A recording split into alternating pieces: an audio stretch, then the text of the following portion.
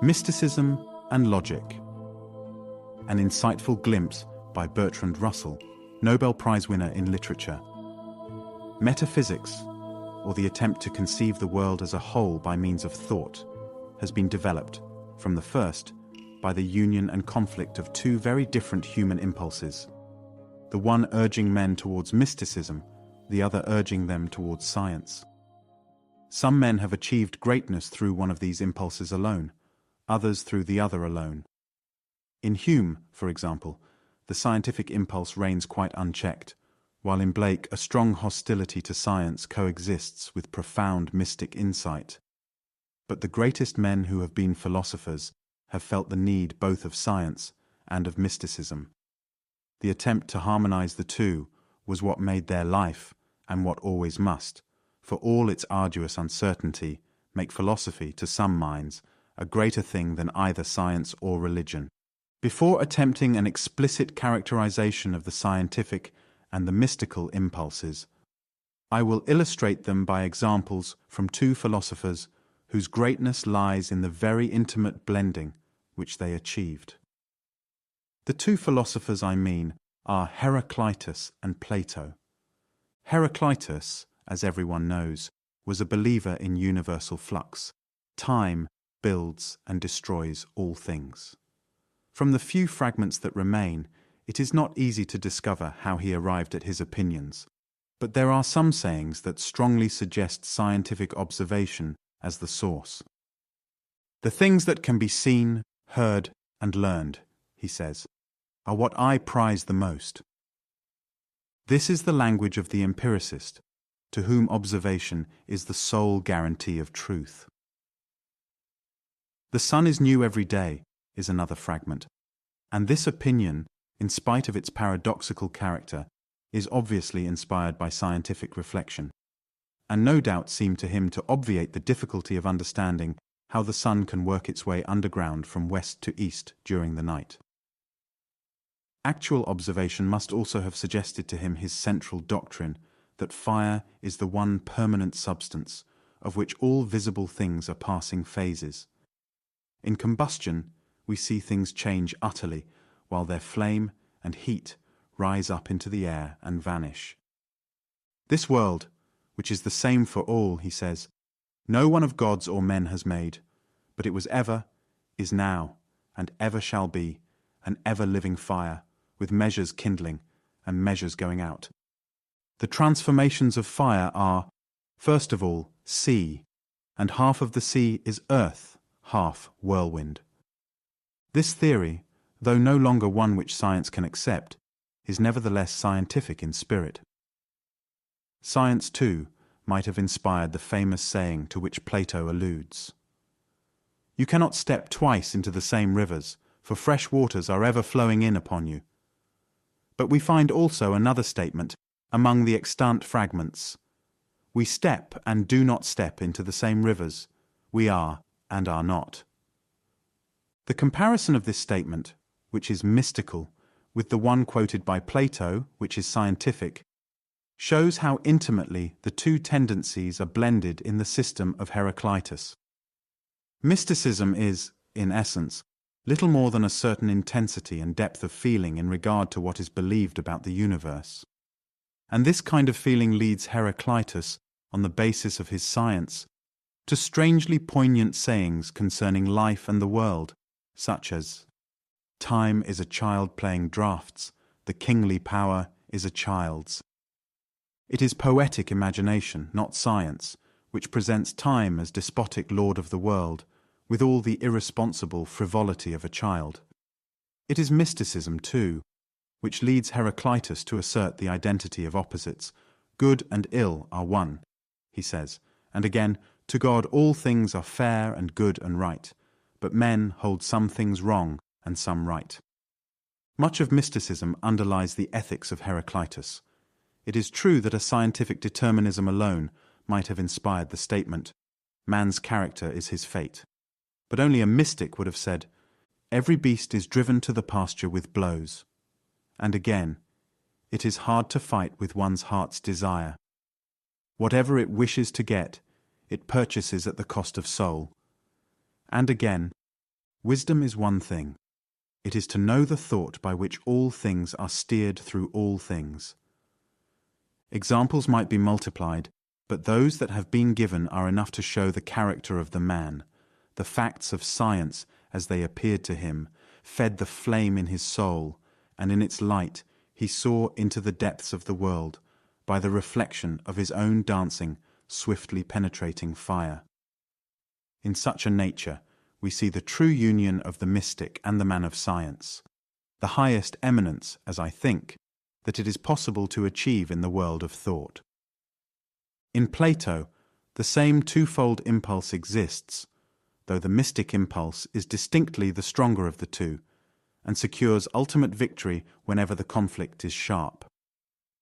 His description of the cave is the classical statement of belief in a knowledge and reality truer and more real than that of the senses. Imagine a number of men living in an underground cavernous chamber, with an entrance open to the light, extending along the entire length of the cavern, in which they have been confined from their childhood, with their legs and necks so shackled that they are obliged to sit still and look straight forwards, because their chains render it impossible for them to turn their heads round. And imagine a bright fire burning some way off, above and behind them, and an elevated roadway passing between the fire and the prisoners, with a low wall built along it, like the screens which conjurers put up in front of their audience, and above which they exhibit their wonders. "I have it," he replied. Also figure to yourself a number of persons walking behind this wall, and carrying with them statues of men, and images of other animals, wrought in wood and stone and all kinds of materials, together with various other articles, which overtop the wall. And, as you might expect, let some of the passers-by be talking, and others silent. You are describing a strange scene, and strange prisoners. They resemble us, I replied. Now consider what would happen if the course of nature brought them a release from their fetters, and a remedy for their foolishness, in the following manner. Let us suppose that one of them has been released, and compelled suddenly to stand up, and turn his neck round, and walk with open eyes towards the light. And let us suppose that he goes through all these actions with pain, and that the dazzling splendor renders him incapable of discerning those objects of which he used formerly to see the shadows. What answer should you expect him to make if someone were to tell him that in those days he was watching foolish phantoms, but that now he is somewhat nearer to reality, and is turned towards things more real, and sees more correctly? Above all, if he were to point out to him the several objects that are passing by, and question him and compel him to answer what they are, should you not expect him to be puzzled, and to regard his old visions as truer than the objects now forced upon his notice? Yes, much truer. Hence, I suppose, habit will be necessary to enable him to perceive objects in that upper world. At first, he will be most successful in distinguishing shadows. Then he will discern the reflections of men and other things in water, and afterwards the realities. And after this, he will raise his eyes to encounter the light of the moon and stars, finding it less difficult to study the heavenly bodies and the heaven itself by night than the sun and the sun's light by day. Doubtless.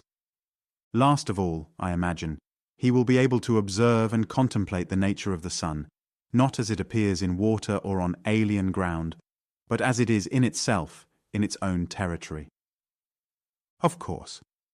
His next step will be to draw the conclusion that the sun is the author of the seasons and the years, and the guardian of all things in the visible world, and in a manner the cause of all those things which he and his companions used to see.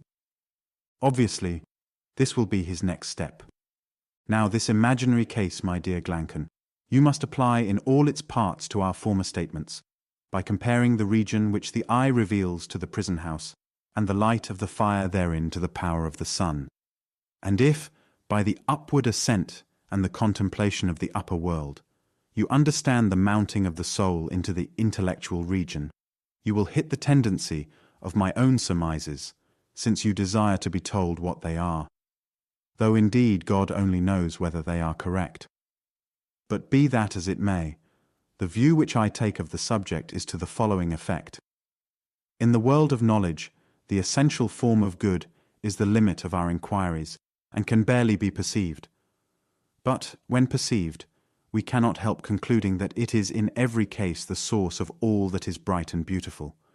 In the visible world, giving birth to light and its master, and in the intellectual world dispensing immediately and with full authority truth and reason, and that whosoever would act wisely, either in private or in public, must set this form of good before his eyes.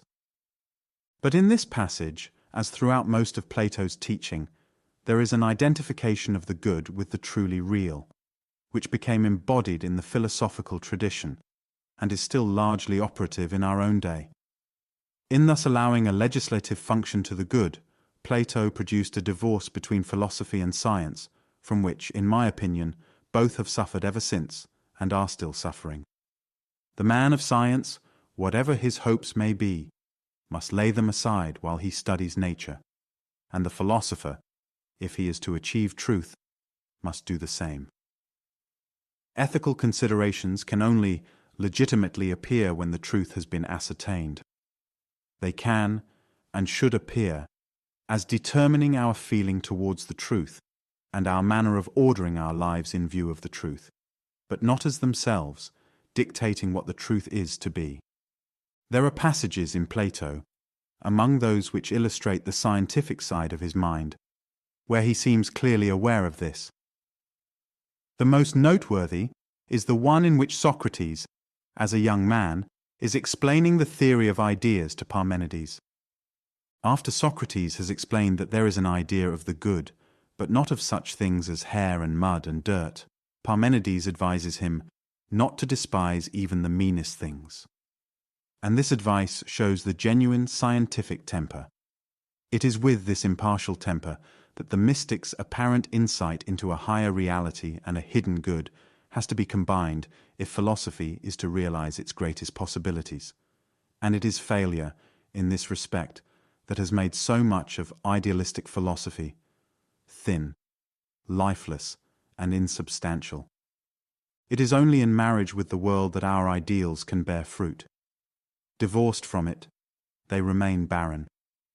But marriage with the world is not to be achieved by an ideal which shrinks from fact, or demands in advance that the world shall conform to its desires.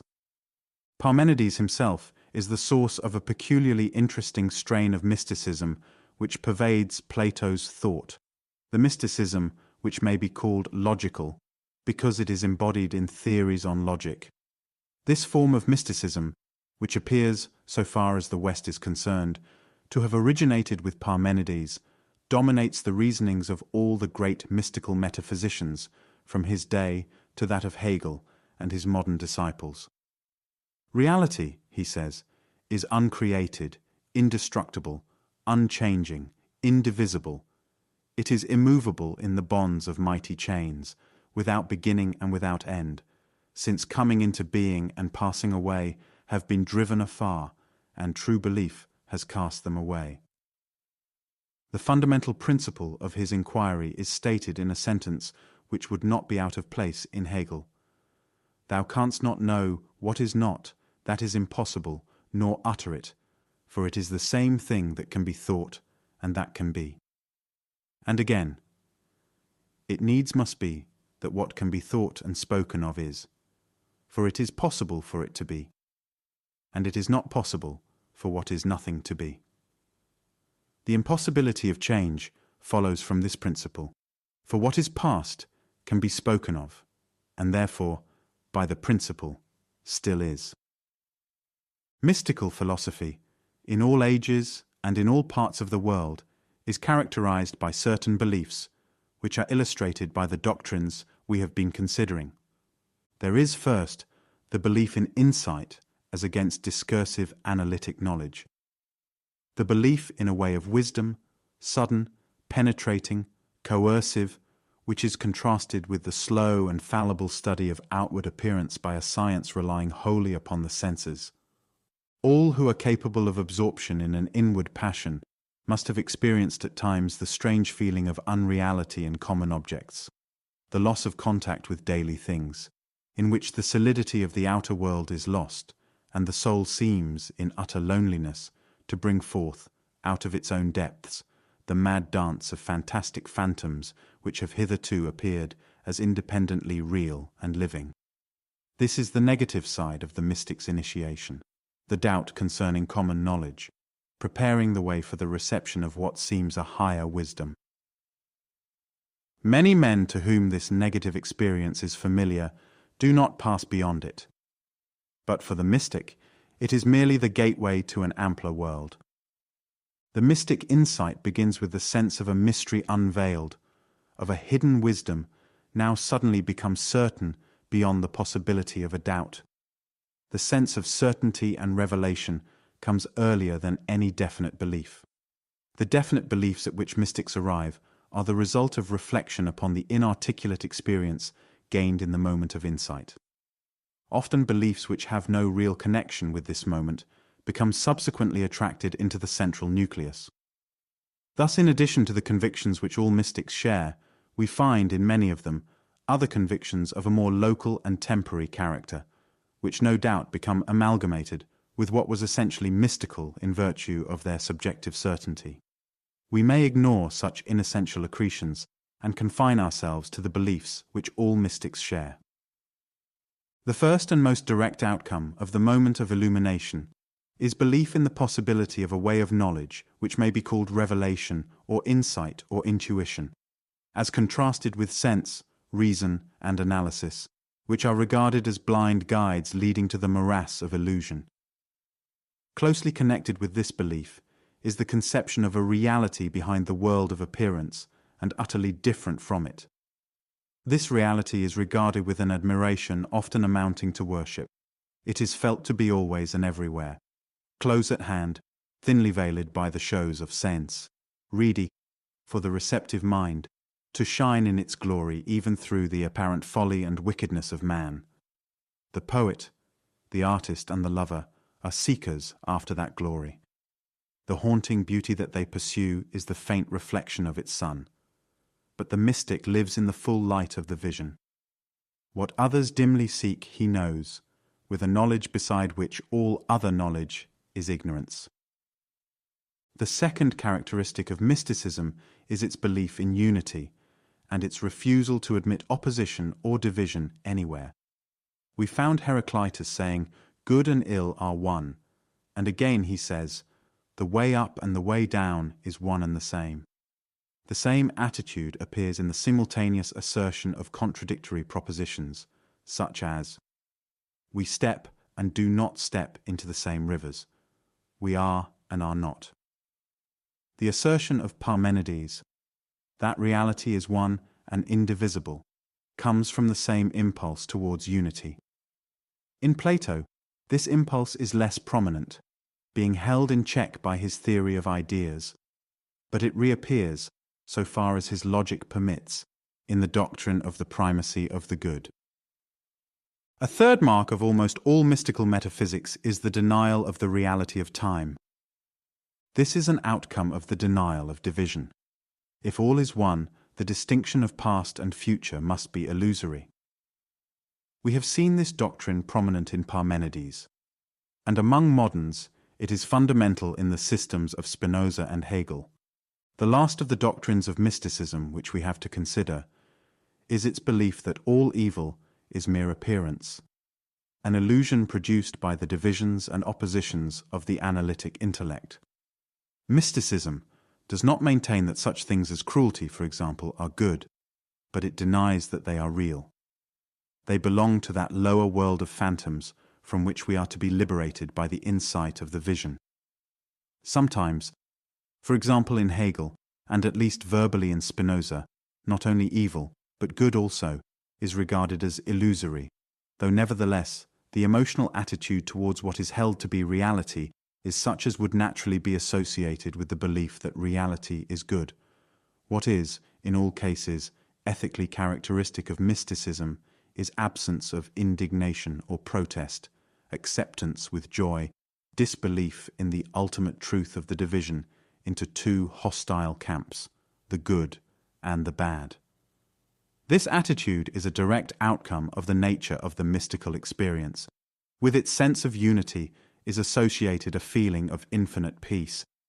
Indeed, it may be suspected that the feeling of peace produces, as feelings do in dreams, the whole system of associated beliefs which make up the body of mystic doctrine. But this is a difficult question, and one on which it cannot be hoped that mankind will reach agreement. Four questions thus arise in considering the truth or falsehood of mysticism, namely, I.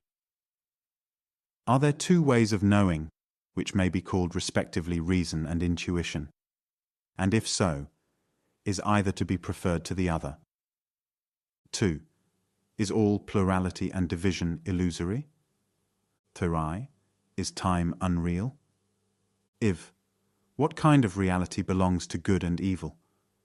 On all four of these questions, while fully developed mysticism seems to me mistaken, I yet believe that, by sufficient restraint, there is an element of wisdom to be learned from the mystical way of feeling, which does not seem to be attainable in any other manner. If this is the truth, mysticism is to be commended as an attitude towards life, not as a creed about the world. The metaphysical creed, I shall maintain, is a mistaken outcome of the emotion, although this emotion, as colouring and informing all other thoughts and feelings, is the inspirer of whatever is best in man. Even the cautious and patient investigation of truth by science, which seems the very antithesis of the mystic's swift certainty, may be fostered and nourished by that very spirit of reverence in which mysticism lives and moves. I, reason and intuition. Of the reality or unreality of the mystic's world, I know nothing. I have no wish to deny it, nor even to declare that the insight which reveals it is not a genuine insight. What I do wish to maintain, and it is here that the scientific attitude becomes imperative, is that insight, untested and unsupported, is an insufficient guarantee of truth, in spite of the fact that much of the most important truth is first suggested by its means. It is common to speak of an opposition between instinct and reason. In the 18th century, the opposition was drawn in favour of reason, but under the influence of Rousseau and the Romantic movement, instinct was given the preference, first by those who rebelled against artificial forms of government and thought, and then, as the purely rationalistic defence of traditional theology became increasingly difficult, by all who felt in science a menace to creeds, which they associated with a spiritual outlook on life and the world. Bergson, under the name of intuition, has raised instinct to the position of sole arbiter of metaphysical truth. But in fact, the opposition of instinct and reason is mainly illusory. Instinct, intuition, or insight is what first leads to the beliefs, which subsequent reason confirms or confutes. But the confirmation, where it is possible, consists in the last analysis of agreement with other beliefs no less instinctive. Reason is a harmonizing, controlling force rather than a creative one. Even in the most purely logical realm, it is insight that first arrives at what is new. Where instinct and reason do sometimes conflict is in regard to single beliefs, held instinctively and held with such determination that no degree of inconsistency with other beliefs leads to their abandonment. Instinct, like all human faculties, is liable to error. Those in whom reason is weak are often unwilling to admit this as regards themselves, though all admit it in regard to others. Where instinct is least liable to error is in practical matters, as to which right judgment is a help to survival. Friendship and hostility in others, for instance, are often felt with extraordinary discrimination through very careful disguises. But even in such matters, a wrong impression may be given by reserve or flattery. And in matters less directly practical, such as philosophy deals with, very strong instinctive beliefs are sometimes wholly mistaken, as we may come to know, through their perceived inconsistency with other equally strong beliefs. It is such considerations that necessitate the harmonizing mediation of reason, which tests our beliefs by their mutual compatibility and examines, in doubtful cases, the possible sources of error on the one side and on the other. In this, there is no opposition to instinct as a whole, but only to blind reliance upon some one interesting aspect of instinct to the exclusion of other, more commonplace, but not less trustworthy aspects. It is such one-sidedness, not instinct itself, that reason aims at correcting. These more or less trite maxims may be illustrated by application to Bergson's advocacy of intuition as against intellect. There are, he says, two profoundly different ways of knowing a thing. The first implies that we move round the object, the second that we enter into it. The first depends on the point of view at which we are placed and on the symbols by which we express ourselves. The second neither depends on a point of view nor relies on any symbol. The first kind of knowledge may be said to stop at the relative, the second, in those cases where it is possible to attain the absolute. The second of these, which is intuition, is, he says, the kind of intellectual sympathy by which one places oneself within an object in order to coincide with what is unique in it and therefore inexpressible. In illustration, he mentions self-knowledge. There is one reality, at least, which we all seize from within, by intuition and not by simple analysis. It is our own personality in its flowing through time, our self which endures. The rest of Bergson's philosophy consists in reporting, through the imperfect medium of words, the knowledge gained by intuition and the consequent complete condemnation of all the pretended knowledge derived from science and common sense.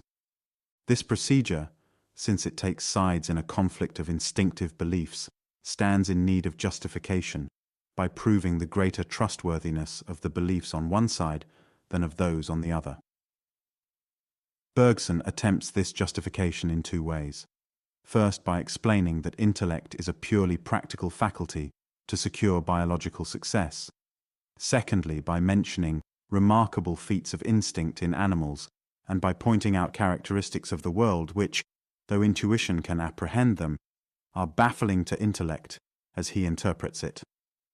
Of Bergson's theory that intellect is a purely practical faculty developed in the struggle for survival and not a source of true beliefs, we may say, first, that it is only through intellect that we know of the struggle for survival and of the biological ancestry of man. If the intellect is misleading, the whole of this merely inferred history is presumably untrue. If, on the other hand, we agree with him in thinking that evolution took place as Darwin believed, then it is not only intellect, but all our faculties that have been developed under the stress of practical utility. Intuition is seen at its best where it is directly useful, for example in regard to other people's characters and dispositions. Bergson apparently holds that capacity for this kind of knowledge is less explicable by the struggle for existence than, for example, capacity for pure mathematics. Yet the savage deceived by false friendship is likely to pay for his mistake with his life, whereas even in the most civilized societies, men are not put to death for mathematical incompetence. All the most striking of his instances of intuition in animals have a very direct survival value.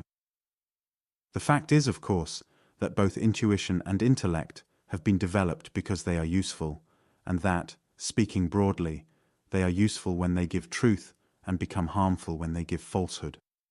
Intellect, in civilized man, like artistic capacity, has occasionally been developed beyond the point where it is useful to the individual.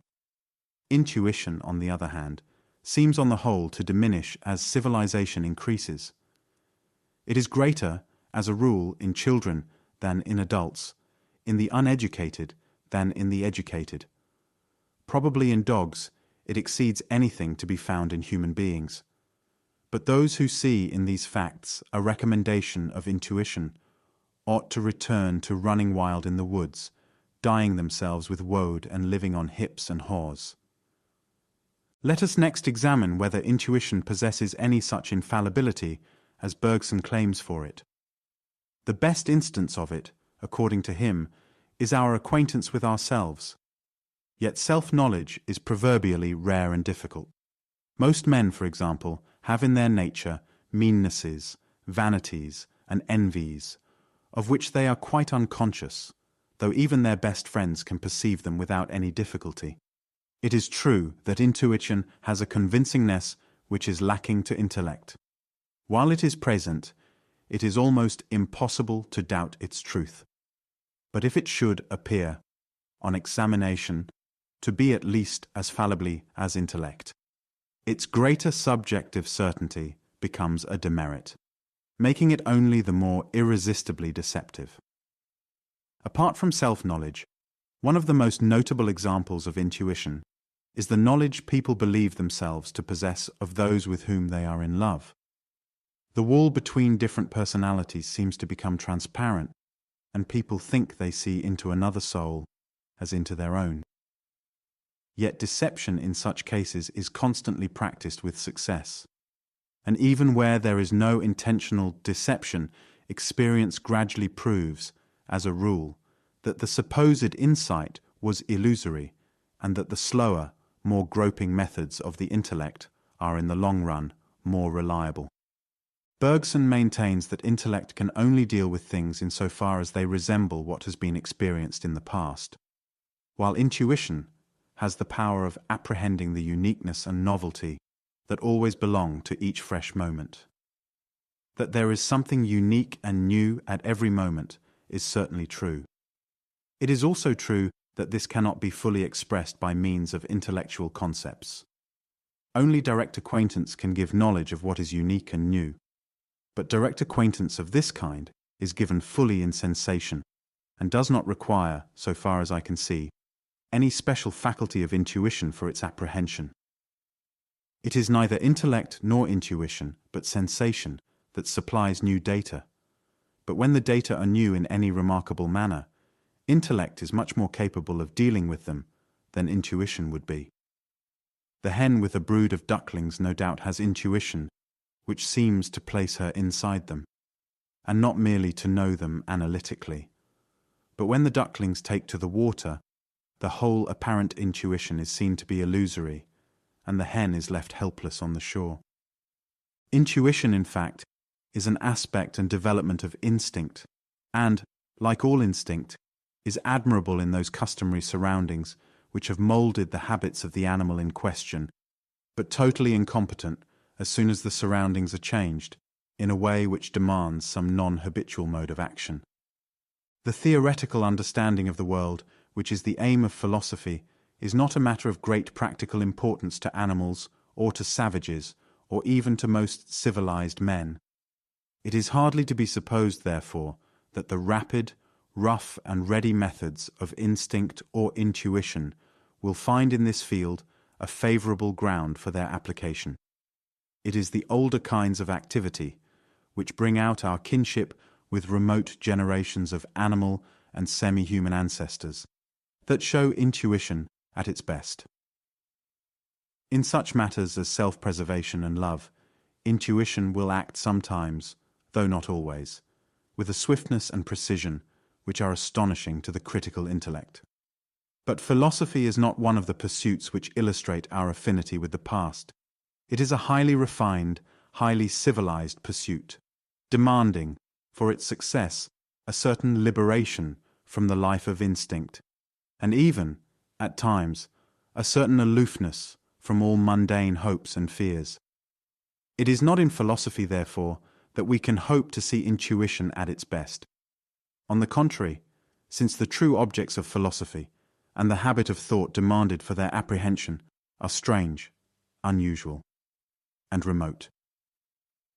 It is here, more almost than anywhere else, that intellect proves superior to intuition, and that quick, unanalyzed convictions are least deserving of uncritical acceptance.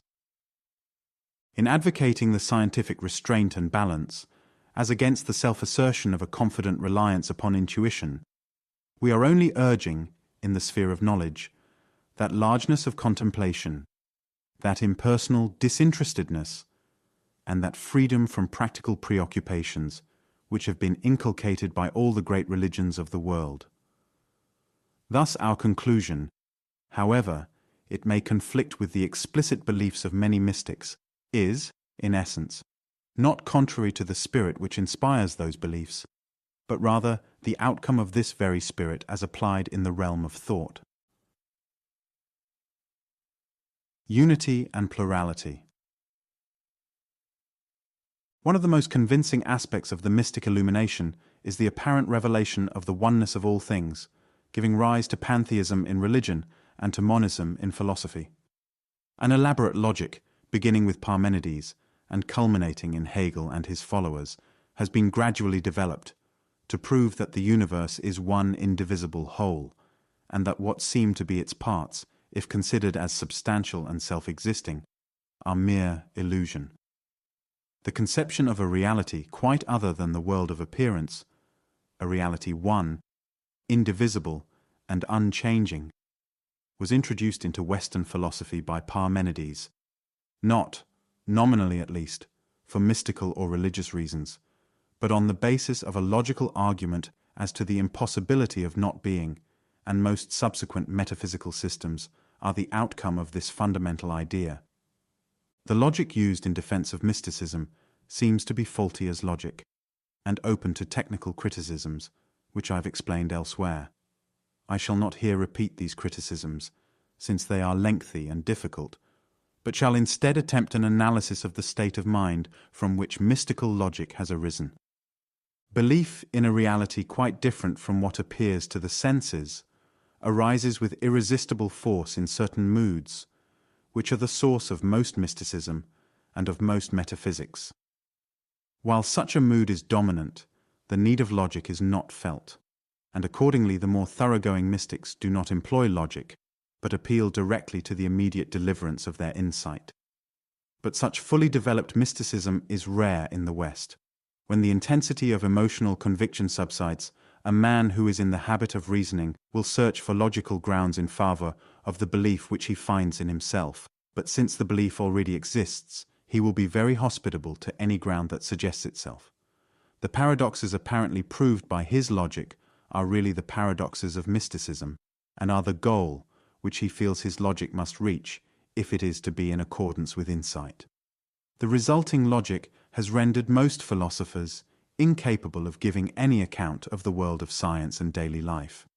If they had been anxious to give such an account, they would probably have discovered the errors of their logic. But most of them were less anxious to understand the world of science and daily life than to convict it of unreality in the interests of a supersensible, real world. It is in this way that logic has been pursued by those of the great philosophers who were mystics. But since they usually took for granted the supposed insight of the mystic emotion, their logical doctrines were presented with a certain dryness, and were believed by their disciples to be quite independent of the sudden illumination from which they sprang. Nevertheless, their origin clung to them, and they remained, to borrow a useful word from Mr. Santayana, malicious in regard to the world of science and common sense. It is only so that we can account for the complacency with which philosophers have accepted the inconsistency of their doctrines with all the common and scientific facts which seem best established and most worthy of belief. The logic of mysticism shows, as is natural, the defects which are inherent in anything malicious. The impulse to logic, not felt, while the mystic mood is dominant, reasserts itself as the mood fades, but with the desire to retain the vanishing insight, or at least to prove that it was insight, and that what seems to contradict it is illusion. The logic which thus arises is not quite disinterested or candid, and is inspired by a certain hatred of the daily world to which it is to be applied. Such an attitude naturally does not tend to the best results. Everyone knows that to read an author simply in order to refute him is not the way to understand him, and to read the book of nature with a conviction that it is all illusion is just as unlikely to lead to understanding. If our logic is to find the common world intelligible, it must not be hostile, but must be inspired by a genuine acceptance, such as is not usually to be found among metaphysicians. 3. Time. The unreality of time is a cardinal doctrine of many metaphysical systems, often nominally based, as already by Parmenides, upon logical arguments, but originally derived, at any rate in the founders of new systems, from the certainty which is born in the moment of mystic insight. As a Persian Sufi poet says, "Past and future are what veil God from our sight. Burn up both of them with fire. How long wilt thou be partitioned by these segments as a reed?" The belief that what is ultimately real must be immutable is a very common one. It gave rise to the metaphysical notion of substance, and finds, even now, a wholly illegitimate satisfaction in such scientific doctrines as the conservation of energy and mass. It is difficult to disentangle the truth and the error in this view. The arguments for the contention that time is unreal and that the world of sense is illusory must, I think, be regarded as fallacious. Nevertheless, there is some sense, easier to feel than to state, in which time is an unimportant and superficial characteristic of reality. Past and future must be acknowledged to be as real as the present, and a certain emancipation from slavery to time is essential to philosophic thought. The importance of time is rather practical than theoretical, rather in relation to our desires than in relation to truth. A truer image of the world, I think, is obtained by picturing things as entering into the stream of time from an eternal world outside, than from a view which regards time as the devouring tyrant of all that is. Both in thought and in feeling, even though time be real, to realize the unimportance of time is the gate of wisdom. That this is the case may be seen at once by asking ourselves why our feelings towards the past are so different from our feelings towards the future. The reason for this difference is wholly practical. Our wishes can affect the future, but not the past.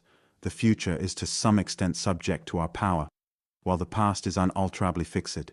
But every future will someday be past. If we see the past truly now, it must, when it was still future, have been just what we now see it to be, and what is now future must be just what we shall see it to be when it has become past.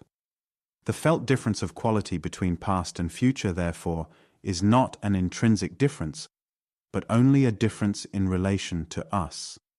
To impartial contemplation, it ceases to exist. And impartiality of contemplation is, in the intellectual sphere, that very same virtue of disinterestedness which, in the sphere of action, appears as justice and unselfishness. Whoever wishes to see the world truly, to rise in thought above the tyranny of practical desires, must learn to overcome the difference of attitude towards past and future, and to survey the whole stream of time in one comprehensive vision.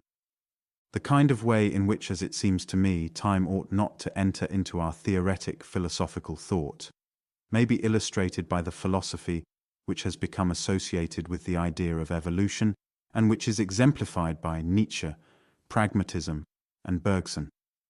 This philosophy, on the basis of the development which has led from the lowest forms of life up to man, sees in progress the fundamental law of the universe, and thus admits the difference between earlier and later into the very citadel of its contemplative outlook. With its past and future history of the world, conjectural as it is, I do not wish to quarrel. But I think that, in the intoxication of a quick success, much that is required for a true understanding of the universe has been forgotten. Something of Hellenism, something, too, of Oriental resignation, must be combined with its hurrying Western self-assertion before it can emerge from the ardor of youth into the mature wisdom of manhood. In spite of its appeals to science, the true scientific philosophy, I think, is something more arduous and more aloof, appealing to less mundane hopes, and requiring a severer discipline for its successful practice. Darwin's Origin of Species persuaded the world that the difference between different species of animals and plants is not the fixed, immutable difference that it appears to be. The doctrine of natural kinds, which had rendered classification easy and definite, which was enshrined in the Aristotelian tradition and protected by its supposed necessity for orthodox dogma, was suddenly swept away forever out of the biological world. The difference between man and the lower animals, which to our human conceit appears enormous, was shown to be a gradual achievement, involving intermediate being who could not with certainty be placed either within or without the human family. The sun and the planets had already been shown by Laplace to be very probably derived from a primitive, more or less undifferentiated nebula. Thus, the old fixed landmarks became wavering and indistinct, and all sharp outlines were blurred. Things and species lost their boundaries, and none could say where they began or where they ended. But if human conceit was staggered for a moment by its kinship with the ape, it soon found a way to reassert itself, and that way is the philosophy of evolution. A process which led from the amoeba to man appeared to the philosophers to be obviously a progress, though whether the amoeba would agree with this opinion is not known. Hence the cycle of changes which science had shown to be the probable history of the past was welcomed as revealing a law of development towards good in the universe, an evolution or unfolding of an idea slowly embodying itself in the actual. But such a view, though it might satisfy Spencer and those whom we may call Hegelian evolutionists, could not be accepted as adequate by the more wholehearted votaries of change. An ideal to which the world continuously approaches is, to these minds, too dead and static to be inspiring. Not only the aspiration, but the ideal, too, must change and develop with the course of evolution. There must be no fixed goal, but a continual fashioning of fresh needs by the impulse which is life, and which alone gives unity to the process. Life, in this philosophy, is a continuous stream, in which all divisions are artificial and unreal. Separate things, beginnings and endings, are mere convenient fictions.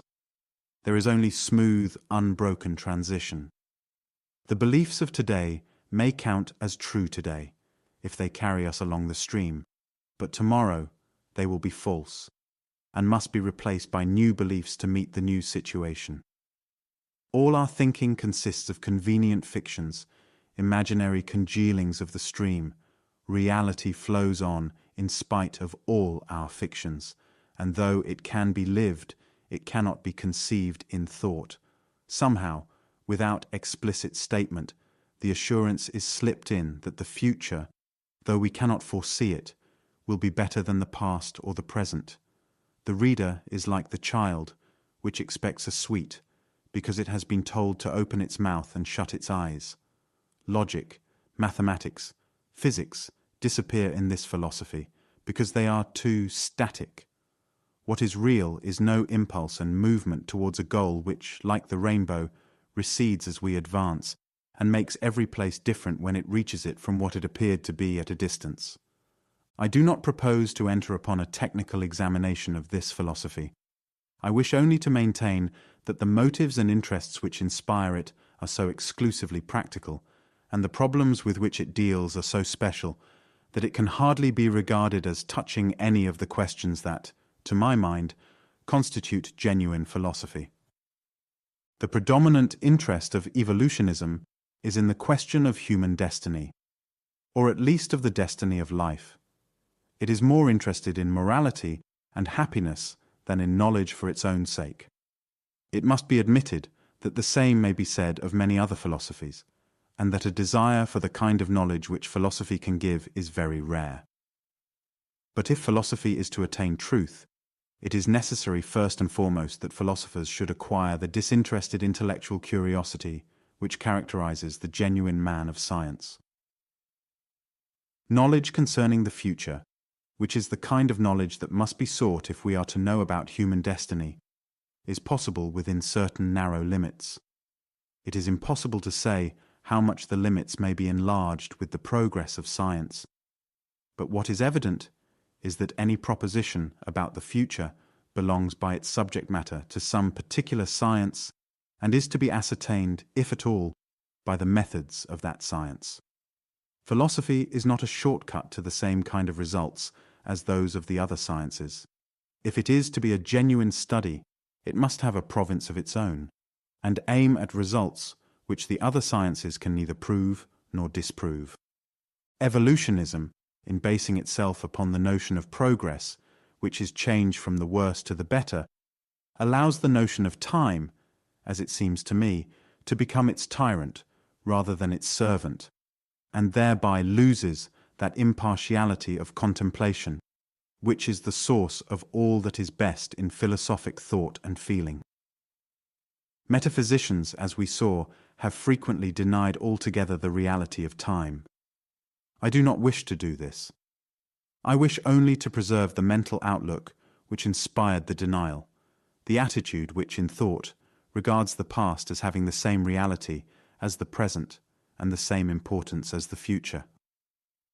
In so far, says Spinoza, as the mind conceives a thing according to the dictate of reason, it will be equally affected whether the idea is that of a future, past, or present thing. It is this, conceiving according to the dictate of reason, that I find lacking in the philosophy which is based on evolution. Fifth, good and evil. Mysticism maintains that all evil is illusory, and sometimes maintains the same view as regards good, but more often holds that all reality is good. Both views are to be found in Heraclitus. Good and ill are one, he says. But again, to God all things are fair and good and right, but men hold some things wrong and some right. A similar twofold position is to be found in Spinoza, but he uses the word perfection when he means to speak of the good that is not merely human. By reality and perfection I mean the same thing, he says, but elsewhere we find the definition. By good I shall mean that which we certainly know to be useful to us. Thus perfection belongs to reality in its own nature, but goodness is relative to ourselves and our needs, and disappears in an impartial survey. Some such distinction, I think, is necessary in order to understand the ethical outlook of mysticism. There is a lower mundane kind of good and evil, which divides the world of appearance into what seem to be conflicting parts. But there is also a higher, mystical kind of good, which belongs to reality and is not opposed by any correlative kind of evil. It is difficult to give a logically tenable account of this position without recognizing that good and evil are subjective, that what is good is merely that towards which we have one kind of feeling, and what is evil is merely that towards which we have another kind of feeling. In our active life, where we have to exercise choice and to prefer this to that of two possible acts, it is necessary to have a distinction of good and evil, or at least of better and worse. But this distinction, like everything pertaining to action, belongs to what mysticism regards as the world of illusion, if only because it is essentially concerned with time. In our contemplative life, where action is not called for, it is possible to be impartial and to overcome the ethical dualism which action requires.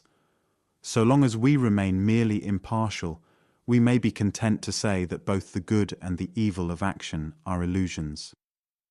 But if, as we must do if we have the mystic vision, we find the whole world worthy of love and worship, if we see the earth and every common sight apparelled in celestial light, we shall say that there is a higher good than that of action, and that this higher good belongs to the whole world as it is in reality. In this way, the twofold attitude and the apparent vacillation of mysticism are explained and justified. The possibility of this universal love and joy in all that exists is of supreme importance for the conduct and happiness of life, and gives inestimable value to the mystic emotion, apart from any creeds which may be built upon it. But if we are not to be led into false beliefs, it is necessary to realize exactly what the mystic emotion reveals. It reveals a possibility of human nature, a possibility of a nobler, happier, freer life than any that can be otherwise achieved. But it does not reveal anything about the non-human or about the nature of the universe in general.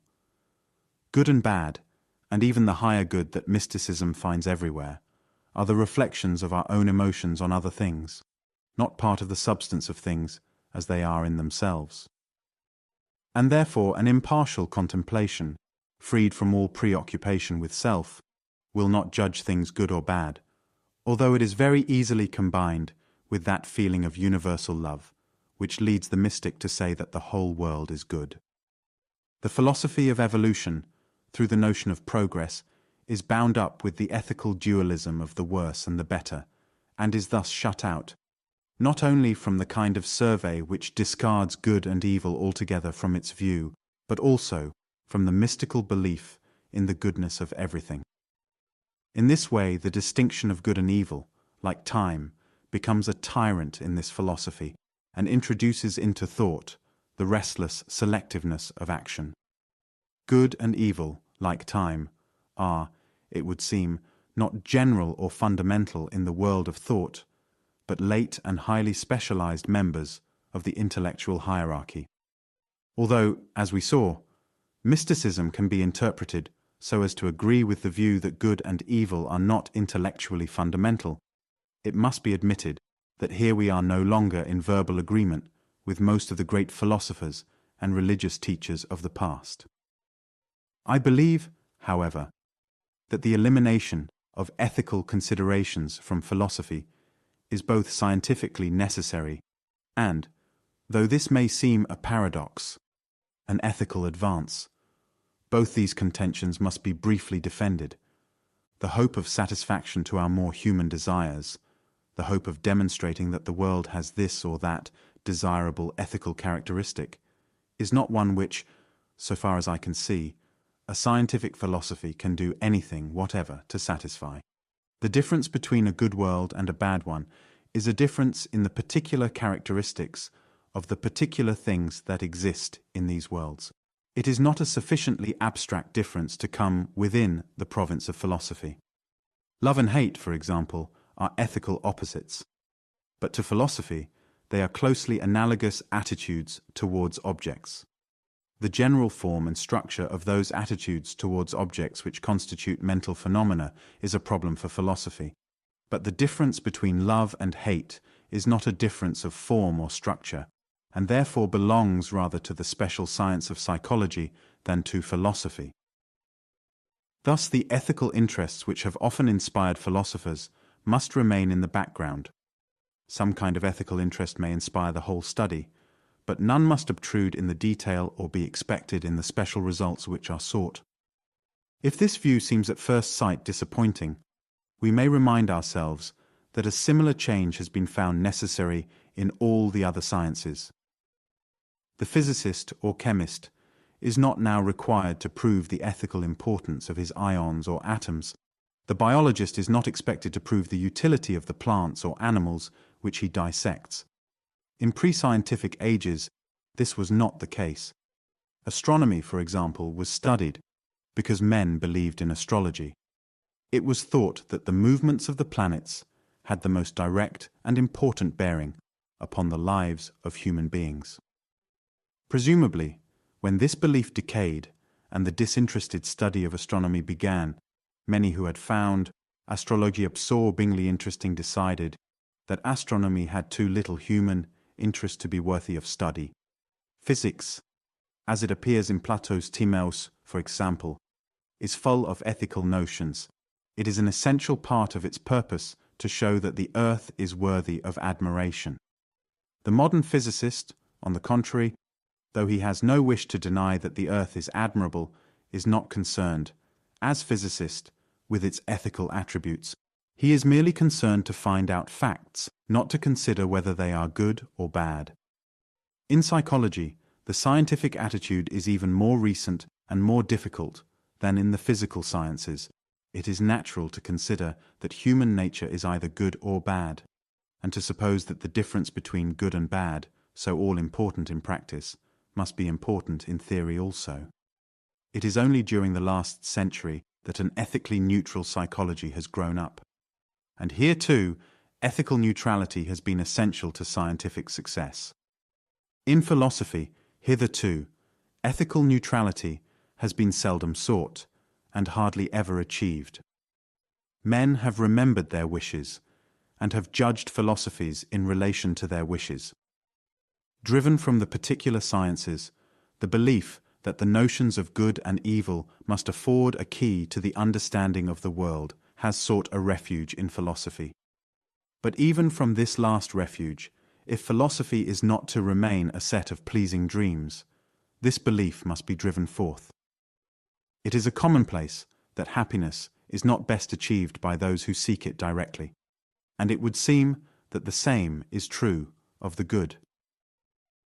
In thought, at any rate, those who forget good and evil and seek only to know the facts are more likely to achieve good than those who view the world through the distorting medium of their own desires. We are thus brought back to our seeming paradox, that a philosophy which does not seek to impose upon the world its own conceptions of good and evil is not only more likely to achieve truth, but is also the outcome of a higher ethical standpoint than one which, like evolutionism and most traditional systems, is perpetually appraising the universe and seeking to find in it an embodiment of present ideals. In religion, and in every deeply serious view of the world and of human destiny, there is an element of submission, a realization of the limits of human power, which is somewhat lacking in the modern world, with its quick material successes and its insolent belief in the boundless possibilities of progress. He that loveth his life shall lose it, and there is danger lest, through a too confident love of life, life itself should lose much of what gives it its highest worth. The submission which religion inculcates in action is essentially the same in spirit as that which science teaches in thought, and the ethical neutrality by which its victories have been achieved is the outcome of that submission.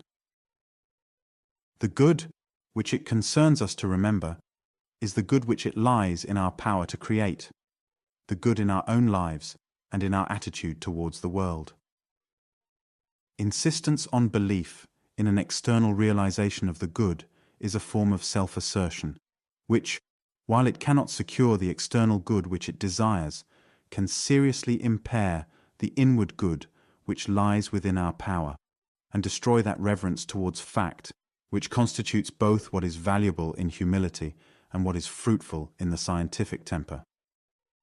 Human beings cannot, of course, wholly transcend human nature, something subjective, if only the interest that determines the direction of our attention must remain in all our thought.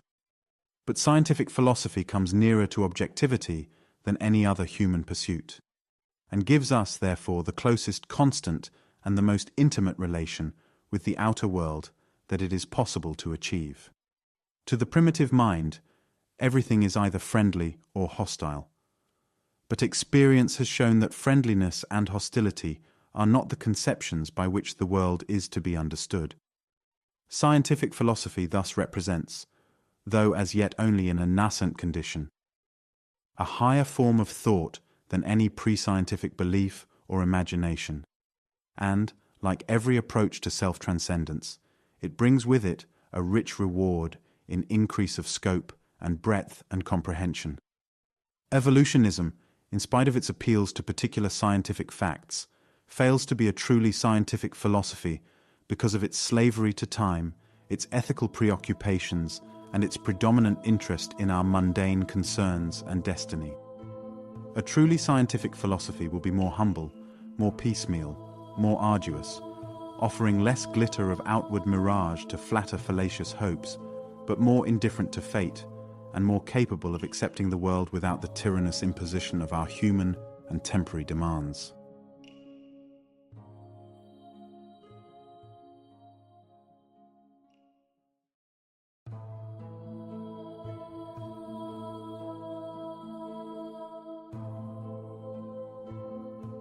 A reflection by Bertrand Russell, Nobel Prize winner in literature.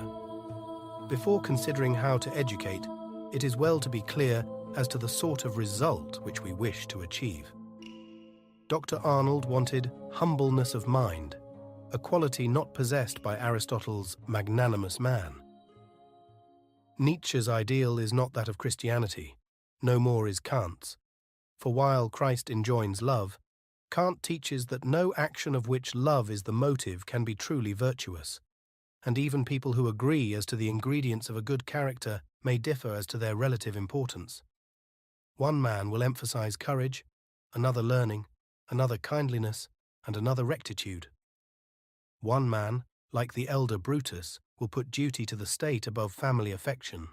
Another, like Confucius, will put family affection first.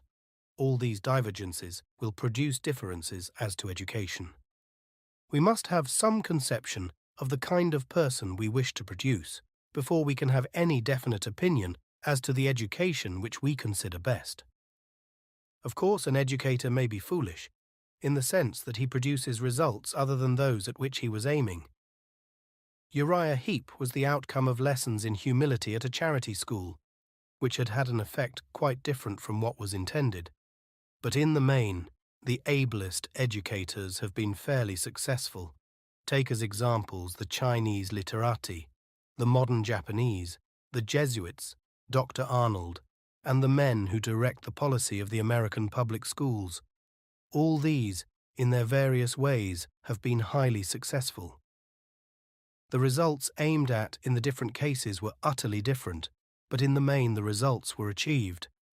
It may be worthwhile to spend a few moments on these different systems before attempting to decide what we should ourselves regard as the aims which education should have in view.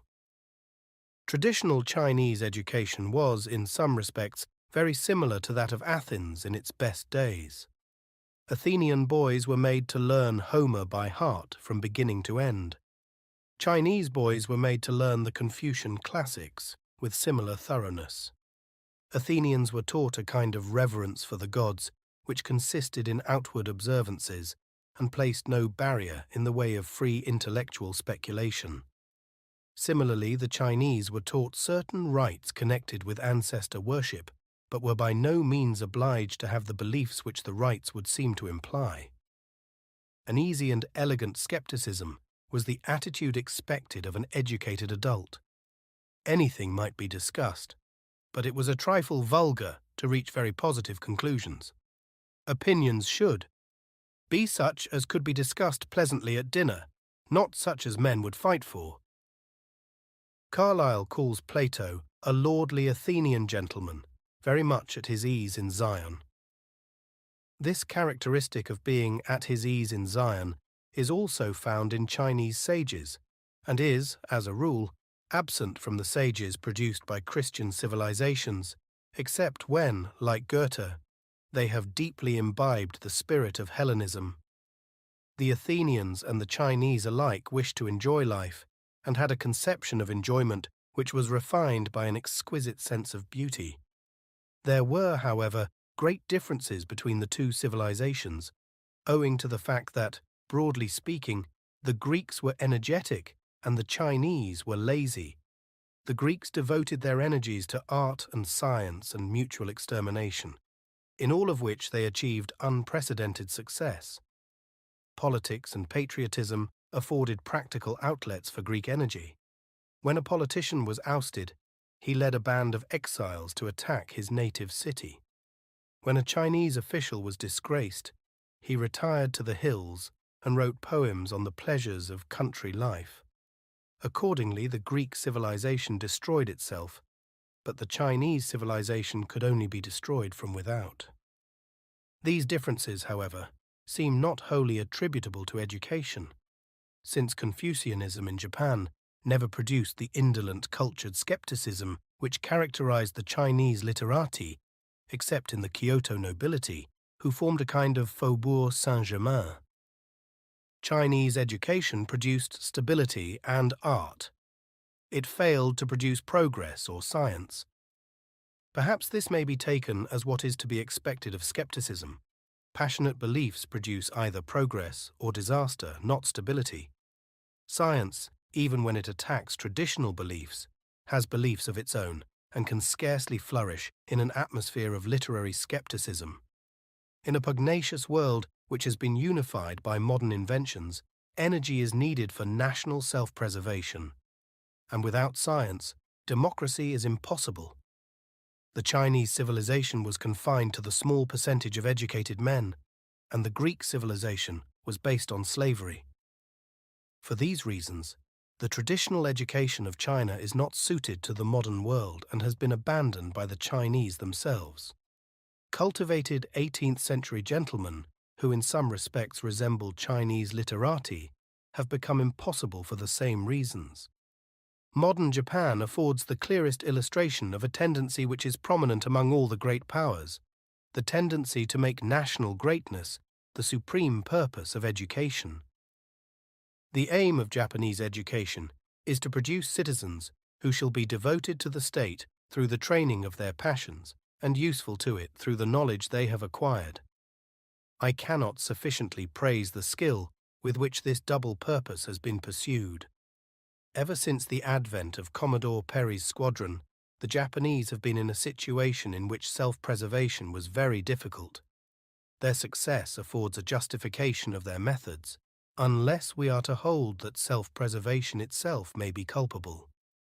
But only a desperate situation could have justified their educational methods, which would have been culpable in any nation not in imminent peril. The Shinto religion, which must not be called in question even by university professors, involves history which is just as dubious as Genesis. The Dayton trial pales into insignificance beside the theological tyranny in Japan. There is an equal ethical tyranny. Nationalism, filial piety, Mikado worship, etc. must not be called in question, and therefore many kinds of progress are scarcely possible. The great danger of a cast-iron system of this sort is that it may provoke revolution as the sole method of progress. This danger is real, though not immediate, and is largely caused by the educational system. We have thus in modern Japan a defect opposite to that of ancient China. Whereas the Chinese literati were too skeptical and lazy, the products of Japanese education are likely to be too dogmatic and energetic. Neither acquiescence in skepticism nor acquiescence in dogma is what education should produce. What it should produce is a belief that knowledge is attainable in a measure, though with difficulty, that much of what passes for knowledge at any given time is likely to be more or less mistaken, but that the mistakes can be rectified by care and industry. In acting upon our beliefs, we should be very cautious where a small error would mean disaster. Nevertheless, it is upon our beliefs that we must act. This state of mind is rather difficult. It requires a high degree of intellectual culture without emotional atrophy. But though difficult, it is not impossible. It is, in fact, the scientific temper. Knowledge, like other good things, is difficult, but not impossible. The dogmatist forgets the difficulty. The skeptic denies the possibility. Both are mistaken, and their errors, when widespread, produce social disaster. The Jesuits, like the modern Japanese, made the mistake of subordinating education to the welfare of an institution, in their case, the Catholic Church. They were not concerned primarily with the good of the particular pupil, but with making him a means to the good of the Church. If we accept their theology, we cannot blame them. To save souls from hell is more important than any merely terrestrial concern, and is only to be achieved by the Catholic Church. But those who do not accept this dogma will judge Jesuit education by its results. These results, it is true, were sometimes quite as undesired as Uriah Heep. Voltaire was a product of Jesuit methods. But on the whole, and for a long time, the intended results were achieved. The Counter-Reformation and the collapse of Protestantism in France must be largely attributed to Jesuit efforts. To achieve these ends, they made art sentimental, thought superficial, and morals loose. In the end, the French Revolution was needed to sweep away the harm that they had done. In education, their crime was that they were not actuated by love of their pupils, but by ulterior ends. Dr. Arnold's system, which has remained in force in English public schools to the present day, had another defect, namely, that it was aristocratic. The aim was to train men for positions of authority and power, whether at home or in distant parts of the empire. An aristocracy, if it is to survive, needs certain virtues. These were to be imparted at school. The product was to be energetic, stoical, physically fit, possessed of certain unalterable beliefs, with high standards of rectitude, and convinced that it had an important mission in the world. To a surprising extent, these results were achieved. Intellect was sacrificed to them, because intellect might produce doubt. Sympathy was sacrificed, because it might interfere with governing inferior races or classes. Kindliness was sacrificed for the sake of toughness, imagination for the sake of firmness. In an unchanging world, the result might have been a permanent aristocracy, possessing the merits and defects of the Spartans. But aristocracy is out of date, and subject populations will no longer obey even the most wise and virtuous rulers. The rulers are driven into brutality, and brutality further encourages revolt. The complexity of the modern world increasingly requires intelligence, and Dr. Arnold sacrificed intelligence to virtue. The Battle of Waterloo may have been won on the playing fields of Eton, but the British Empire is being lost there. The modern world needs a different type, with more imaginative sympathy, more intellectual suppleness, less belief in bulldog courage and more belief in technical knowledge. The administrator of the future must be the servant of free citizens, not the benevolent ruler of admiring subjects. The aristocratic tradition embedded in British higher education is its bane. Perhaps this tradition can be eliminated gradually. Perhaps the older educational institutions will be found incapable of adapting themselves. As to that, I do not venture an opinion.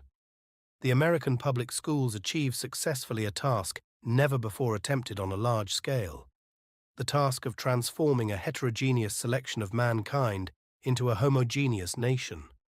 This is done so ably, and is on the whole such a beneficent work, that on the balance great praise is due to those who accomplish it. But America, like Japan, is placed in a peculiar situation, and what the special circumstances justify is not necessarily an ideal to be followed everywhere and always. America has had certain advantages and certain difficulties. Among the advantages were a higher standard of wealth, freedom from the danger of defeat in war, comparative absence of cramping traditions inherited from the Middle Ages. Immigrants found in America a generally diffused sentiment of democracy and an advanced stage of industrial technique. These, I think, are the two chief reasons why almost all of them came to admire America more than their native countries. But actual immigrants, as a rule, retain a dual patriotism. In European struggles, they continue to take passionately the side of the nation to which they originally belonged. Their children, on the contrary, lose all loyalty to the country from which their parents have come and become merely and simply Americans. The attitude of the parents is attributable to the general merits of America.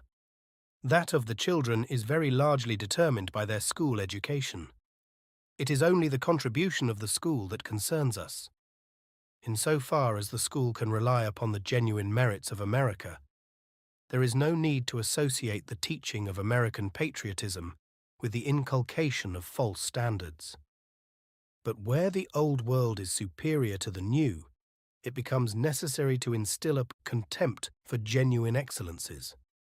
The intellectual level in Western Europe and the artistic level in Eastern Europe are, on the whole, higher than in America. Throughout Western Europe, except in Spain and Portugal, there is less theological superstition than in America. In almost all European countries, the individual is less subject to herd domination than in America. His inner freedom is greater even where his political freedom is less. In these respects, the American public schools do harm. The harm is essential to the teaching of an exclusive American patriotism. The harm as with the Japanese and the Jesuits, comes from regarding the pupils as means to an end, not as ends in themselves. The teacher should love his children better than his state or his church. Otherwise, he is not an ideal teacher. When I say that pupils should be regarded as ends, not as means, I may be met by the retort that, after all, everybody is more important as a means than as an end. What a man is as an end perishes when he dies. What he produces as a means continues to the end of time. We cannot deny this, but we can deny the consequences deduced from it. A man's importance as a means may be for good or for evil. The remote effects of human actions are so uncertain that a wise man will tend to dismiss them from his calculations. Broadly speaking, good men have good effects, and bad men bad effects. This, of course, is not an invariable law of nature. A bad man may murder a tyrant because he has committed crimes which the tyrant intends to punish. The effects of his act may be good, though he and his act are bad. Nevertheless, as a broad general rule, a community of men and women who are intrinsically excellent will have better effects than one composed of people who are ignorant and malevolent. Apart from such considerations, children and young people feel instinctively the difference between those who genuinely wish them well and those who regard them merely as raw material for some scheme. Neither character nor intelligence will develop as well or as freely where the teacher is deficient in love, and love of this kind consists essentially in feeling the child as an end. We all have this feeling about ourselves. We desire good things for ourselves without first demanding a proof that some great purpose will be furthered by our obtaining them. Every ordinarily affectionate parent feels the same sort of thing about his or her children. Parents want their children to grow, to be strong and healthy, to do well at school, and so on, in just the same way in which they want things for themselves. No effort of self-denial and no abstract principle of justice is involved in taking trouble about such matters. This parental instinct is not always strictly confined to one's own children. In its diffused form, it must exist in anyone who is to be a good teacher of little boys and girls. As the pupils grow older, it grows less important. But only those who possess it can be trusted to draw up schemes of education. Those who regard it as one of the purposes of male education to produce men willing to kill and be killed. For frivolous reasons, are clearly deficient in diffused parental feeling. Yet they control education in all civilized countries except Denmark and China. But it is not enough that the educator should love the young. It is necessary also that he should have a right conception of human excellence. Cats teach their kittens to catch mice and play with them. Militarists do likewise with the human young. The cat loves the kitten, but not the mouse. The militarist may love his own son, but not the sons of his country's enemies. Even those who love all mankind may err through a wrong conception of the good life.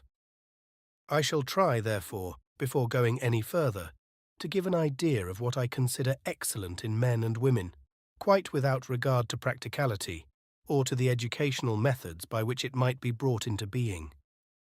Such a picture will help us afterwards when we come to consider the details of education. We shall know the direction in which we wish to move. We must first make a distinction. Some qualities are desirable in a certain proportion of mankind, others are desirable universally. We want artists, but we also want men of science. We want great administrators, but we also want ploughmen and millers and bakers. The qualities which produce a man of great eminence in some one direction are often such as might be undesirable if they were universal. Shelley describes the day's work of a poet as follows: "He will watch from dawn to gloom, the lake-reflected sun illume, the honeybees in the ivy bloom, nor heed nor see what things they be." These habits are praiseworthy in a poet, but not, shall we say, in a postman. We cannot therefore frame our education with a view to giving everyone the temperament of a poet. But some characteristics are universally desirable, and it is these alone that I shall consider at this stage. I make no distinction whatever between male and female excellence. A certain amount of occupational training is desirable for a woman who is to have the care of babies, but that only involves the same sort of difference as there is between a farmer and a miller.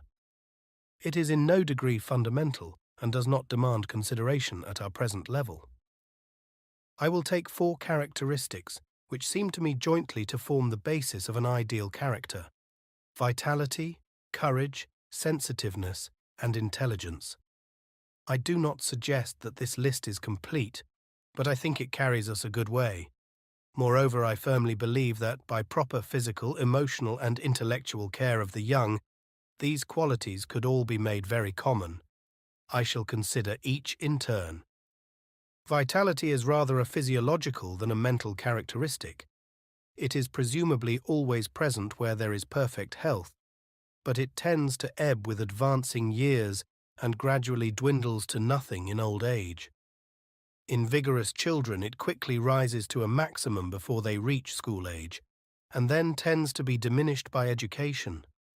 Where it exists, there is pleasure in feeling alive, quite apart from any specific pleasant circumstance. It heightens pleasures and diminishes pains. It makes it easy to take an interest in whatever occurs, and thus promotes objectivity, which is an essential of sanity. Human beings are prone to become absorbed in themselves, unable to be interested in what they see and hear, or in anything outside their own skins. This is a great misfortune to themselves, since it entails at best boredom and at worst melancholia. It is also a fatal barrier to usefulness, except in very exceptional cases. Vitality promotes interest in the outside world. It also promotes the power of hard work. Moreover, it is a safeguard against envy, because it makes one's own existence pleasant. As envy is one of the great sources of human misery, this is a very important merit in vitality. Many bad qualities are of course compatible with vitality, for example, those of a healthy tiger. And many of the best qualities are compatible with its absence. Newton and Locke, for example, had very little.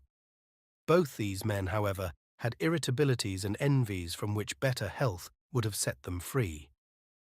Probably the whole of Newton's controversy with Leibniz, which ruined English mathematics for over 100 years, would have been avoided if Newton had been robust and able to enjoy ordinary pleasures. In spite of its limitations, therefore, I reckon vitality among the qualities which it is important that all men should possess. Courage, the second quality on our list, has several forms, and all of them are complex. Absence of fear is one thing, and the power of controlling fear is another. And absence of fear in turn is one thing when the fear is rational, another when it is irrational. Absence of irrational fear is clearly good, so is the power of controlling fear. But absence of rational fear is a matter as to which debate is possible. However, I shall postpone this question until I have said something about the other forms of courage. Irrational fear plays an extraordinarily large part in the instinctive, emotional life of most people. In its pathological forms, as persecution mania, anxiety complex or what not, it is treated by alienists. But in milder forms, it is common among those who are considered sane. It may be a general feeling that there are dangers about, more correctly termed anxiety, or a specific dread of things that are not dangerous, such as mice or spiders. It used to be supposed that many fears were instinctive, but this is now questioned by most investigators. There are apparently a few instinctive fears, for instance, of loud noises, but the great majority arise either from experience or from suggestion. Fear of the dark, for example, seems to be entirely due to suggestion. Most vertebrates, there is reason to think, do not feel instinctive fear of their natural enemies, but catch this emotion from their elders. When human beings bring them up by hand, the fears usual among the species are found to be absent. But fear is exceedingly infectious. Children catch it from their elders even when their elders are not aware of having shown it. Timidity in mothers or nurses is very quickly imitated by children through suggestion. Hitherto, men have thought it attractive in women to be full of irrational terrors, because it gave men a chance to seem protective without incurring any real danger. But the sons of these men have acquired the terrors from their mothers and have had to be afterwards trained to regain a courage which they need never have lost if their fathers had not desired to despise their mothers. The harm that has been done by the subjection of women is incalculable. This matter of fear affords only one incidental illustration. I am not at the moment discussing the methods by which fear and anxiety may be minimized. That is a matter which I shall consider later. There is, however, one question which arises at this stage, namely, can we be content to deal with fear by means of repression, or must we find some more radical cure? Traditionally, aristocracies have been trained not to show fear, while subject nations, classes, and sexes have been encouraged to remain cowardly. The test of courage has been crudely behavioristic. A man must not run away in battle. He must be proficient in manly sports. He must retain self-command in fires, shipwrecks, earthquakes, etc. He must not merely do the right thing, but he must avoid turning pale, or trembling, or gasping for breath, or giving any other easily observed sign of fear. All this I regard as of great importance. I should wish to see courage cultivated in all nations, in all classes, and in both sexes. But when the method adopted is repressive, it entails the evils always associated with that practice. Shame and disgrace have always been potent weapons in producing the appearance of courage, but in fact they merely cause a conflict of terrors, in which it is hoped that the dread of public condemnation will be the stronger. Always speak the truth except when something frightens you, was a maxim taught to me in childhood. I cannot admit the exception. Fear should be overcome not only in action, but in feeling, and not only in conscious feeling, but in the unconscious as well. The purely external victory over fear, which satisfies the aristocratic code, leaves the impulse operative underground and produces evil twisted reactions which are not recognized as the offspring of terror.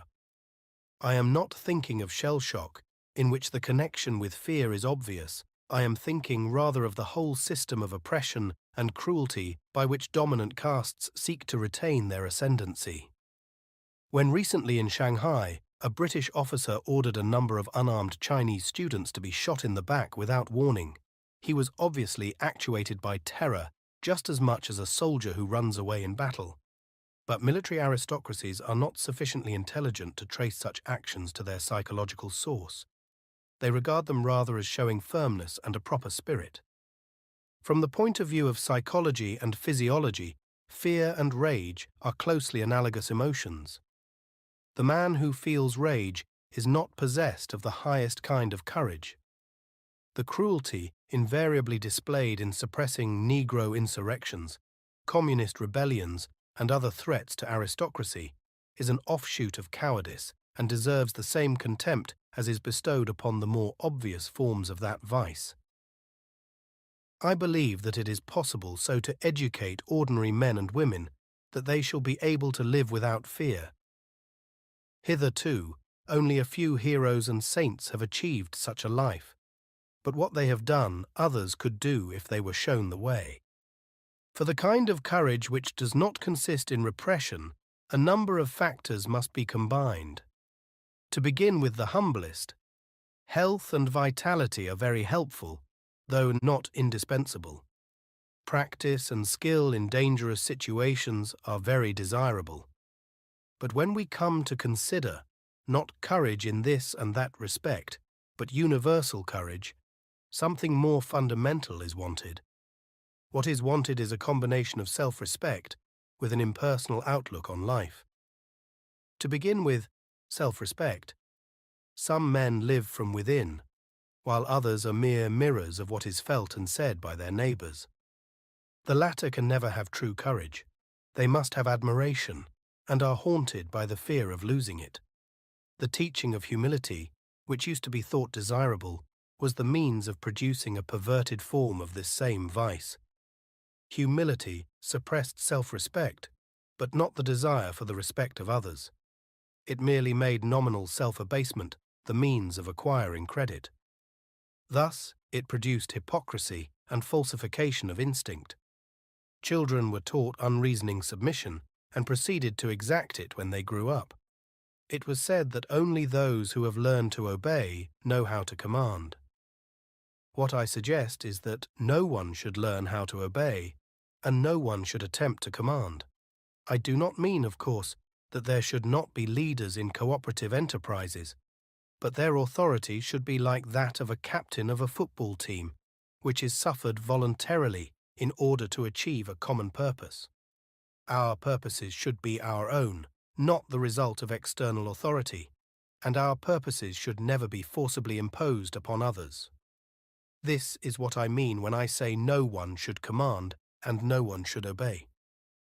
There is one thing more required for the highest courage, and that is what I called just now an impersonal outlook on life. The man whose hopes and fears are all centered upon himself can hardly view death with equanimity, since it extinguishes his whole emotional universe. Here, again, we are met by a tradition urging the cheap and easy way of repression. The saint must learn to renounce self, must mortify the flesh and forgo instinctive joys. This can be done, but its consequences are bad. Having renounced pleasure for himself, the ascetic saint renounces it for others also, which is easier. Envy persists underground, and leads him to the view that suffering is ennobling, and may therefore be legitimately inflicted. Hence arises a complete inversion of values. What is good is thought bad, and what is bad is thought good. The source of all the harm is that the good life has been sought in obedience to a negative imperative, not in broadening and developing natural desires and instincts. There are certain things in human nature which take us beyond self without effort. The commonest of these is love, more particularly parental love, which in some is so generalized as to embrace the whole human race. Another is knowledge. There is no reason to suppose that Galileo was particularly benevolent, yet he lived for an end which was not defeated by his death. Another is art. But in fact, every interest in something outside a man's own body makes his life to that degree impersonal. For this reason, paradoxical as it may seem, a man of wide and vivid interests finds less difficulty in leaving life than is experienced by some miserable hypochondriac whose interests are bounded by his own ailments.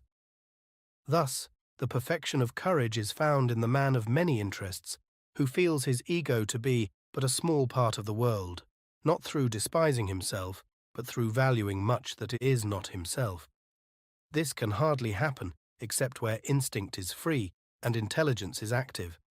From the union of the two grows a comprehensiveness of outlook unknown both to the voluptuary and to the ascetic, and to such an outlook personal death appears a trivial matter. Such courage is positive and instinctive, not negative and repressive. It is courage in this positive sense that I regard as one of the major ingredients in a perfect character. Sensitiveness, the third quality in our list, is in a sense a corrective of mere courage. Courageous behavior is easier for a man who fails to apprehend dangers, but such courage may often be foolish. We cannot regard as satisfactory any way of acting which is dependent upon ignorance or forgetfulness. The fullest possible knowledge and realization are an essential part of what is désirable. The cognitive aspect, however, comes under the head of intelligence. Sensitiveness, in the sense in which I am using the term, belongs to the emotions. A purely theoretical definition would be that a person is emotionally sensitive when many stimuli produce emotions in him. but taken thus broadly, the quality is not necessarily a good one. If sensitiveness is to be good, the emotional reaction must be in some sense appropriate. Mere intensity is not what is needed. The quality I have in mind is that of being affected pleasurably, or the reverse by many things, and by the right things. What are the right things? I shall try to explain. The first step, which most children take at the age of about 5 months, is to pass beyond mere pleasures of sensation, such as food and warmth, to the pleasure of social approbation. This pleasure, as soon as it has arisen, develops very rapidly. Every child loves praise and hates blame. Usually the wish to be thought well of remains one of the dominant motives throughout life. It is certainly very valuable as a stimulus to pleasant behavior and as a restraint upon impulses of greed. If we were wiser in our admirations, it might be much more valuable.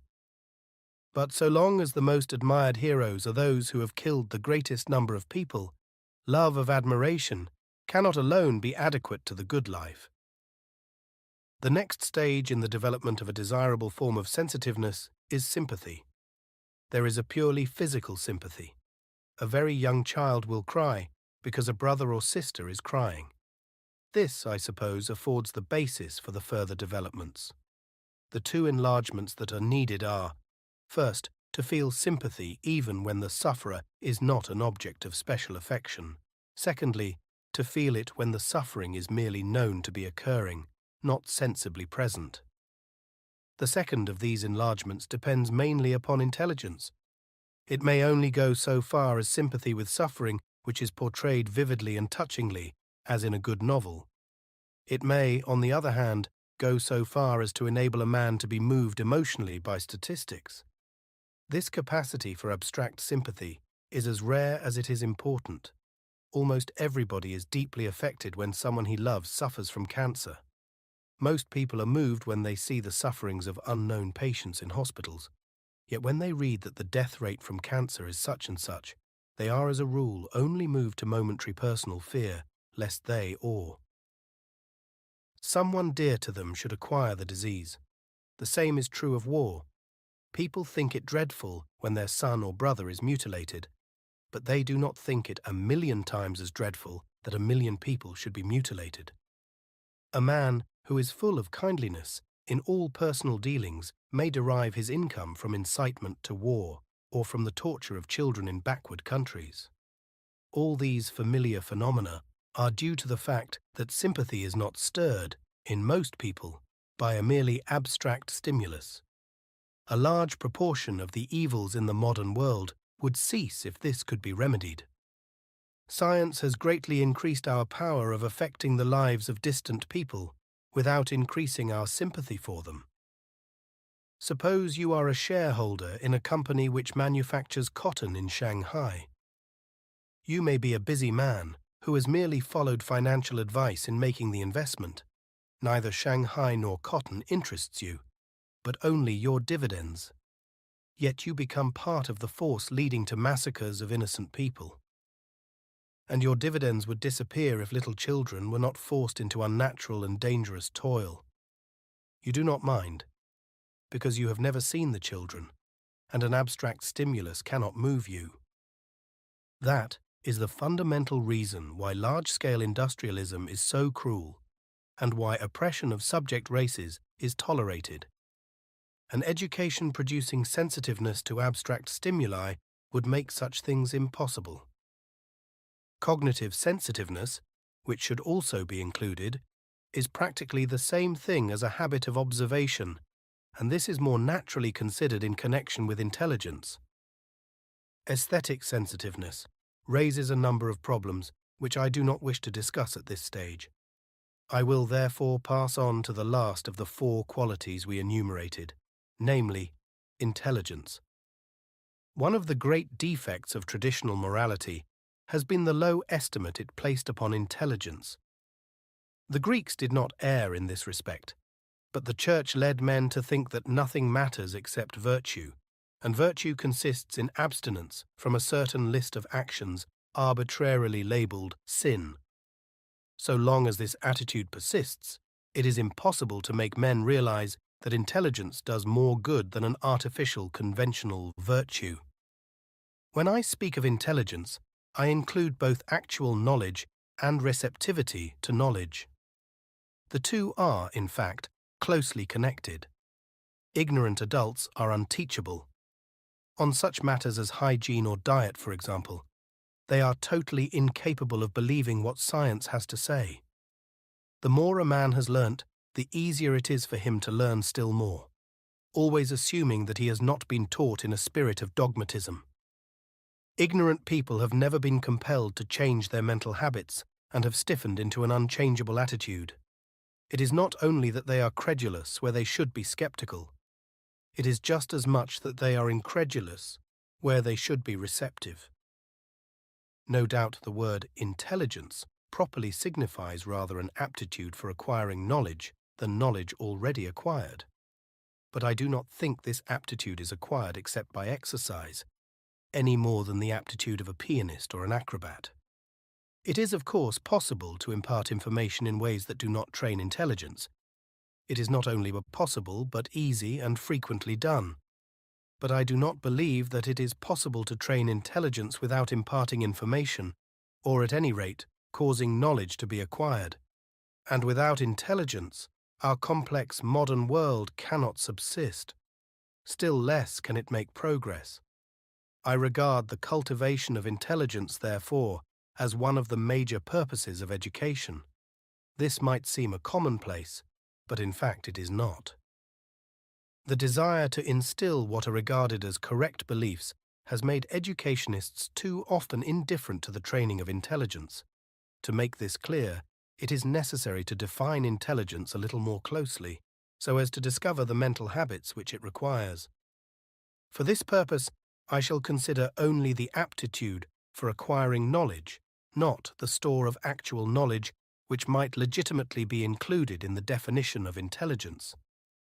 The instinctive foundation of the intellectual life is curiosity, which is found among animals in its elementary forms. Intelligence demands an alert curiosity, but it must be of a certain kind. The sort that leads village neighbours to try to peer through curtains after dark has no very high value. The widespread interest in gossip is inspired not by a love of knowledge, but by malice.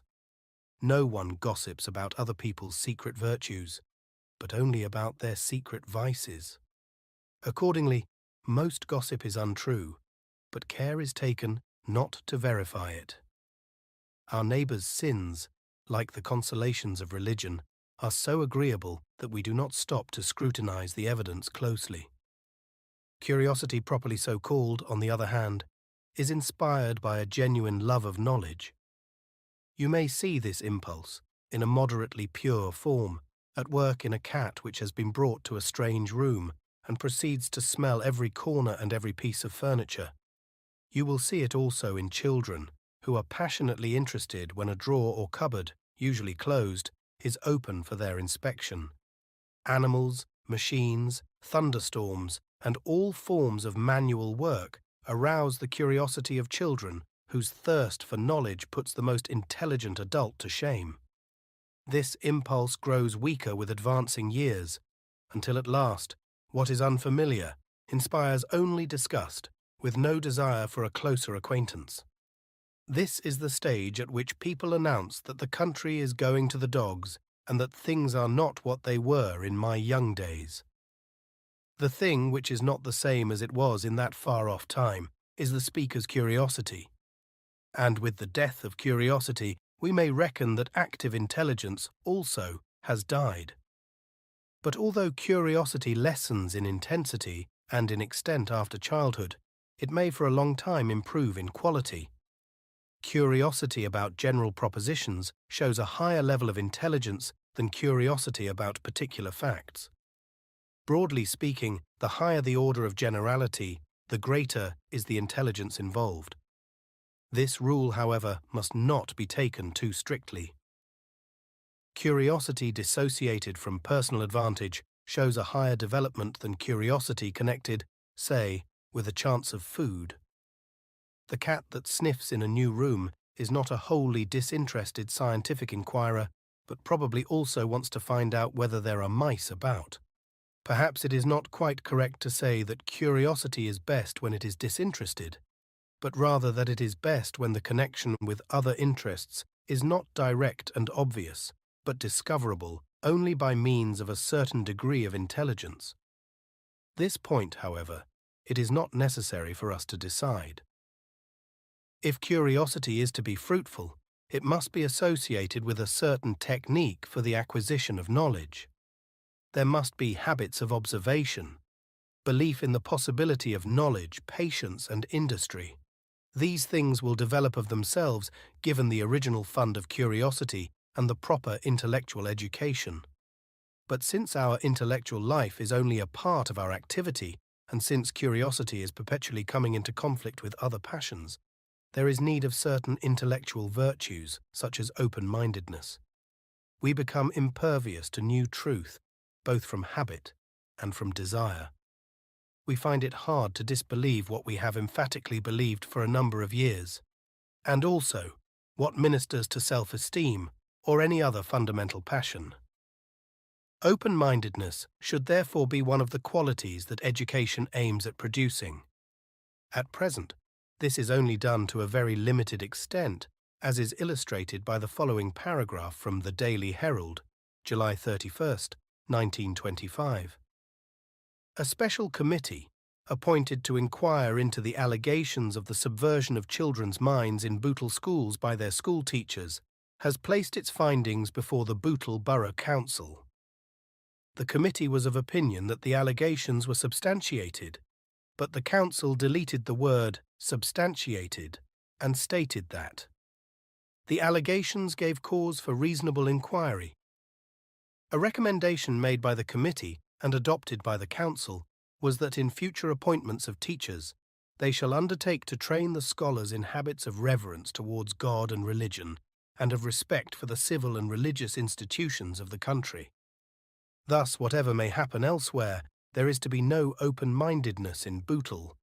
It is hoped that the Borough Council will shortly send a deputation to Dayton, Tennessee, to obtain further light upon the best methods of carrying out their program. But perhaps that is unnecessary.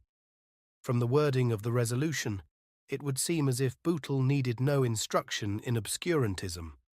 Courage is essential to intellectual probity, as well as to physical heroism.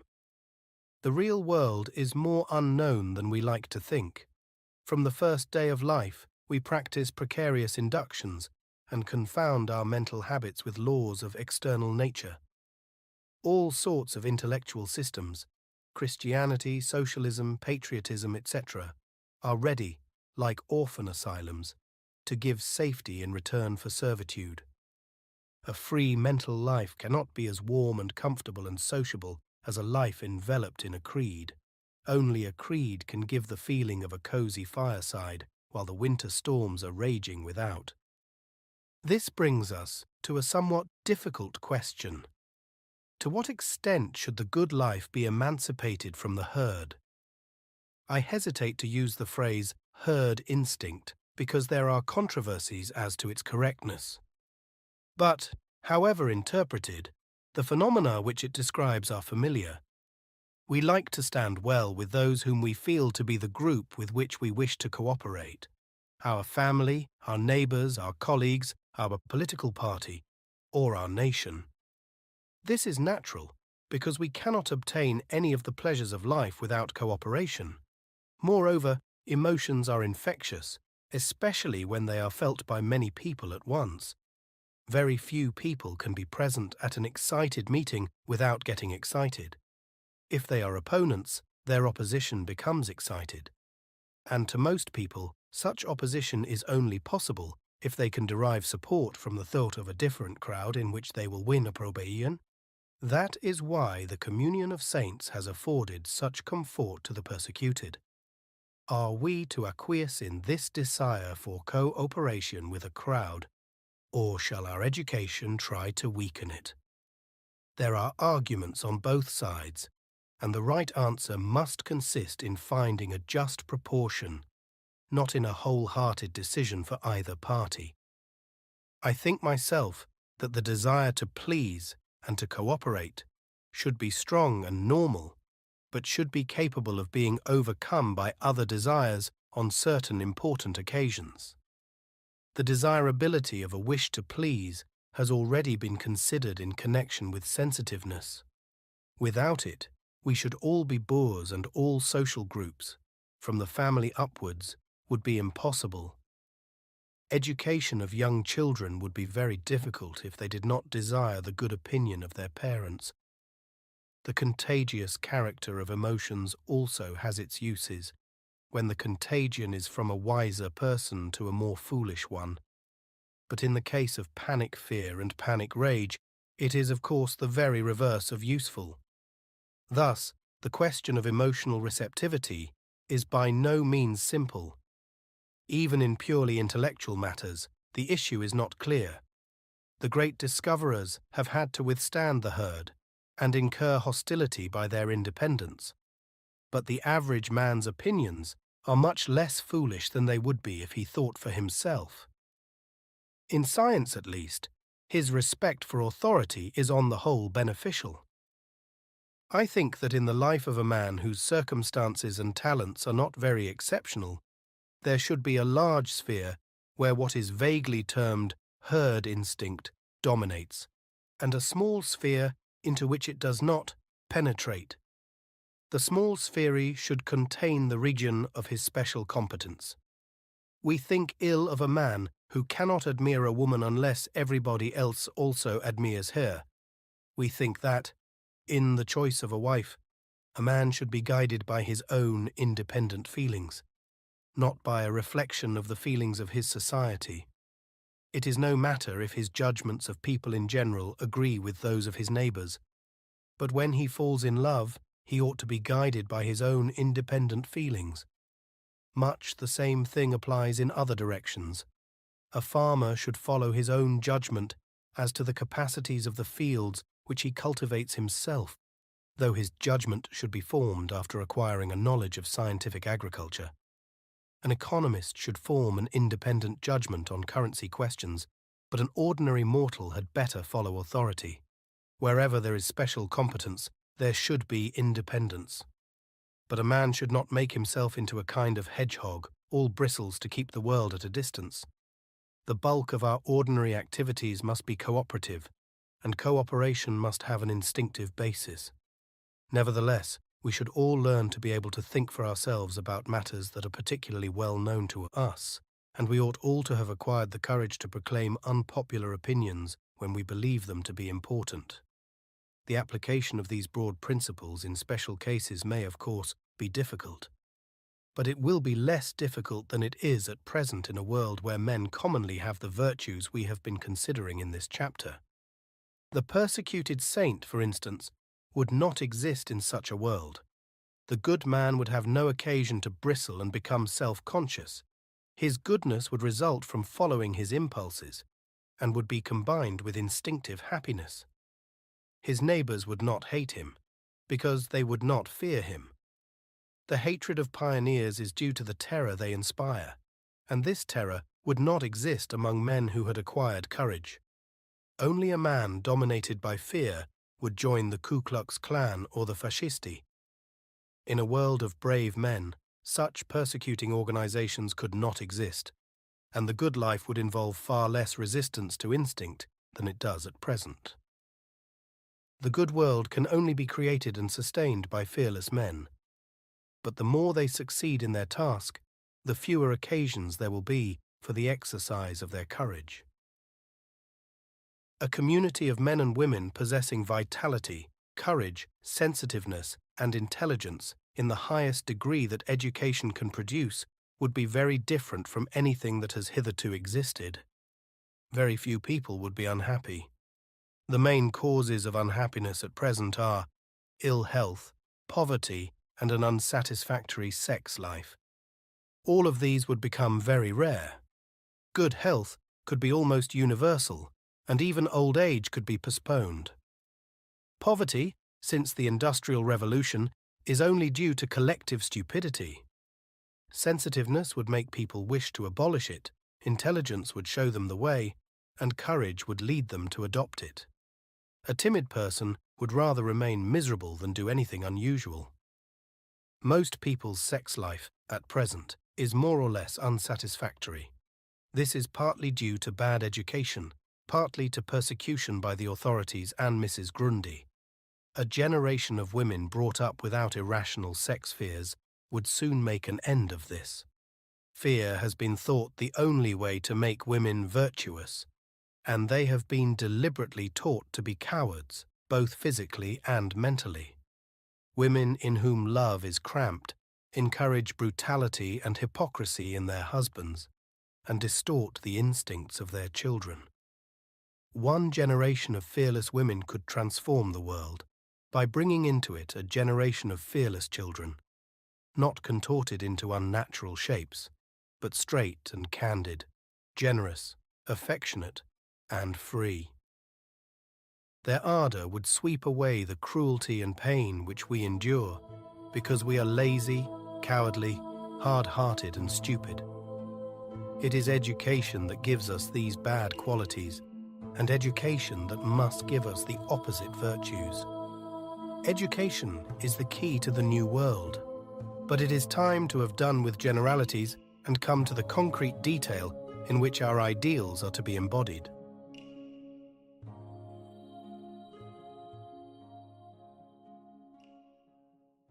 All right, everyone's presentations are done. Nick, the manager, said as he tried to move the discussion forward. Excuse me, I haven't. I recently found out something. Nick interrupted me and began to speak.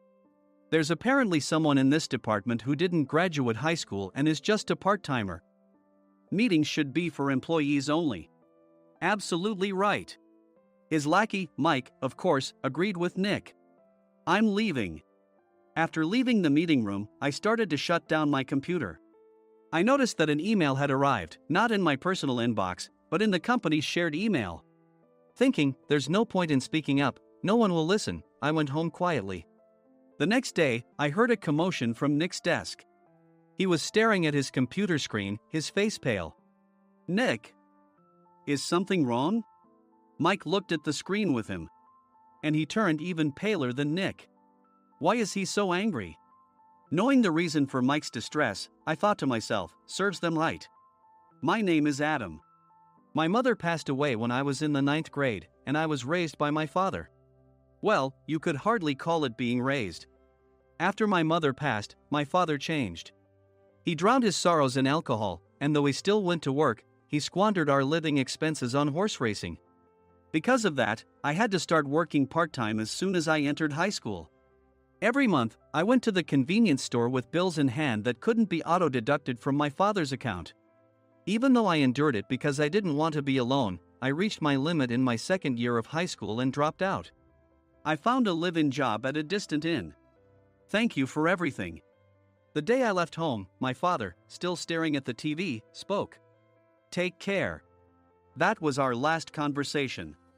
Back then, 18 wasn't the age of majority, so I needed my father's permission to work, and I couldn't hide my place of employment. Yet, my father never visited me even once. I kept working just to survive, and before I knew it, I was 42. Years of hard work paid off, and I was transferred to the headquarters.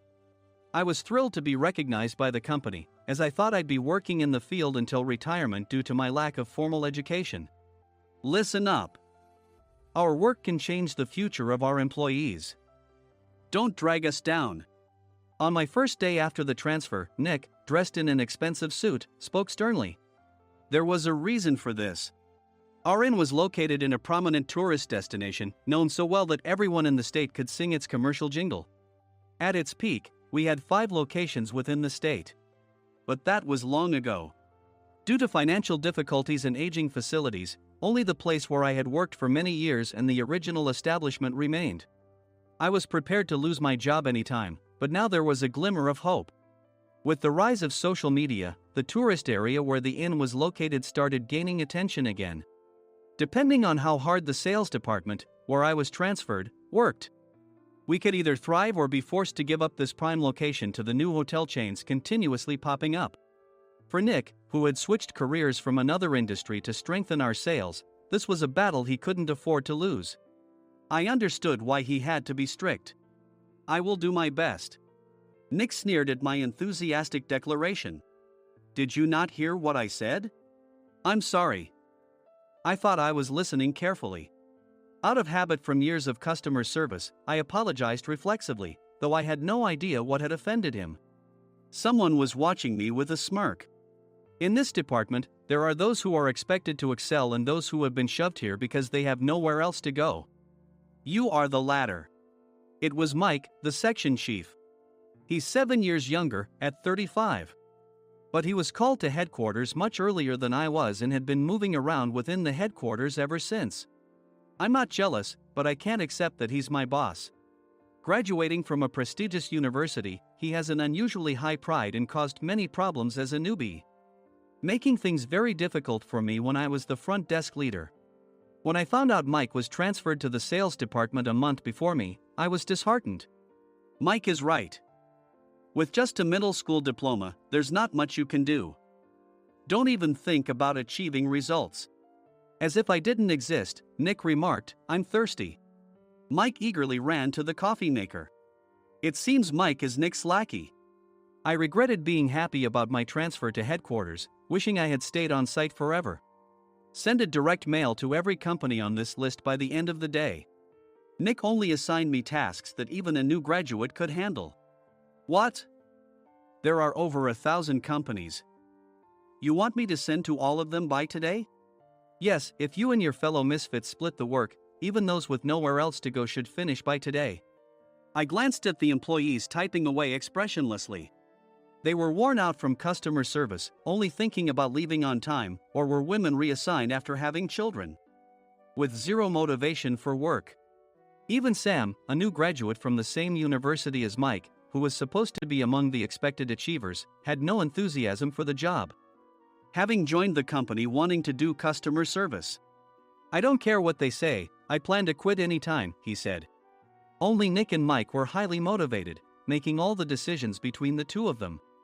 I originally only wanted to work at the inn to survive and had no particular attachment to this job.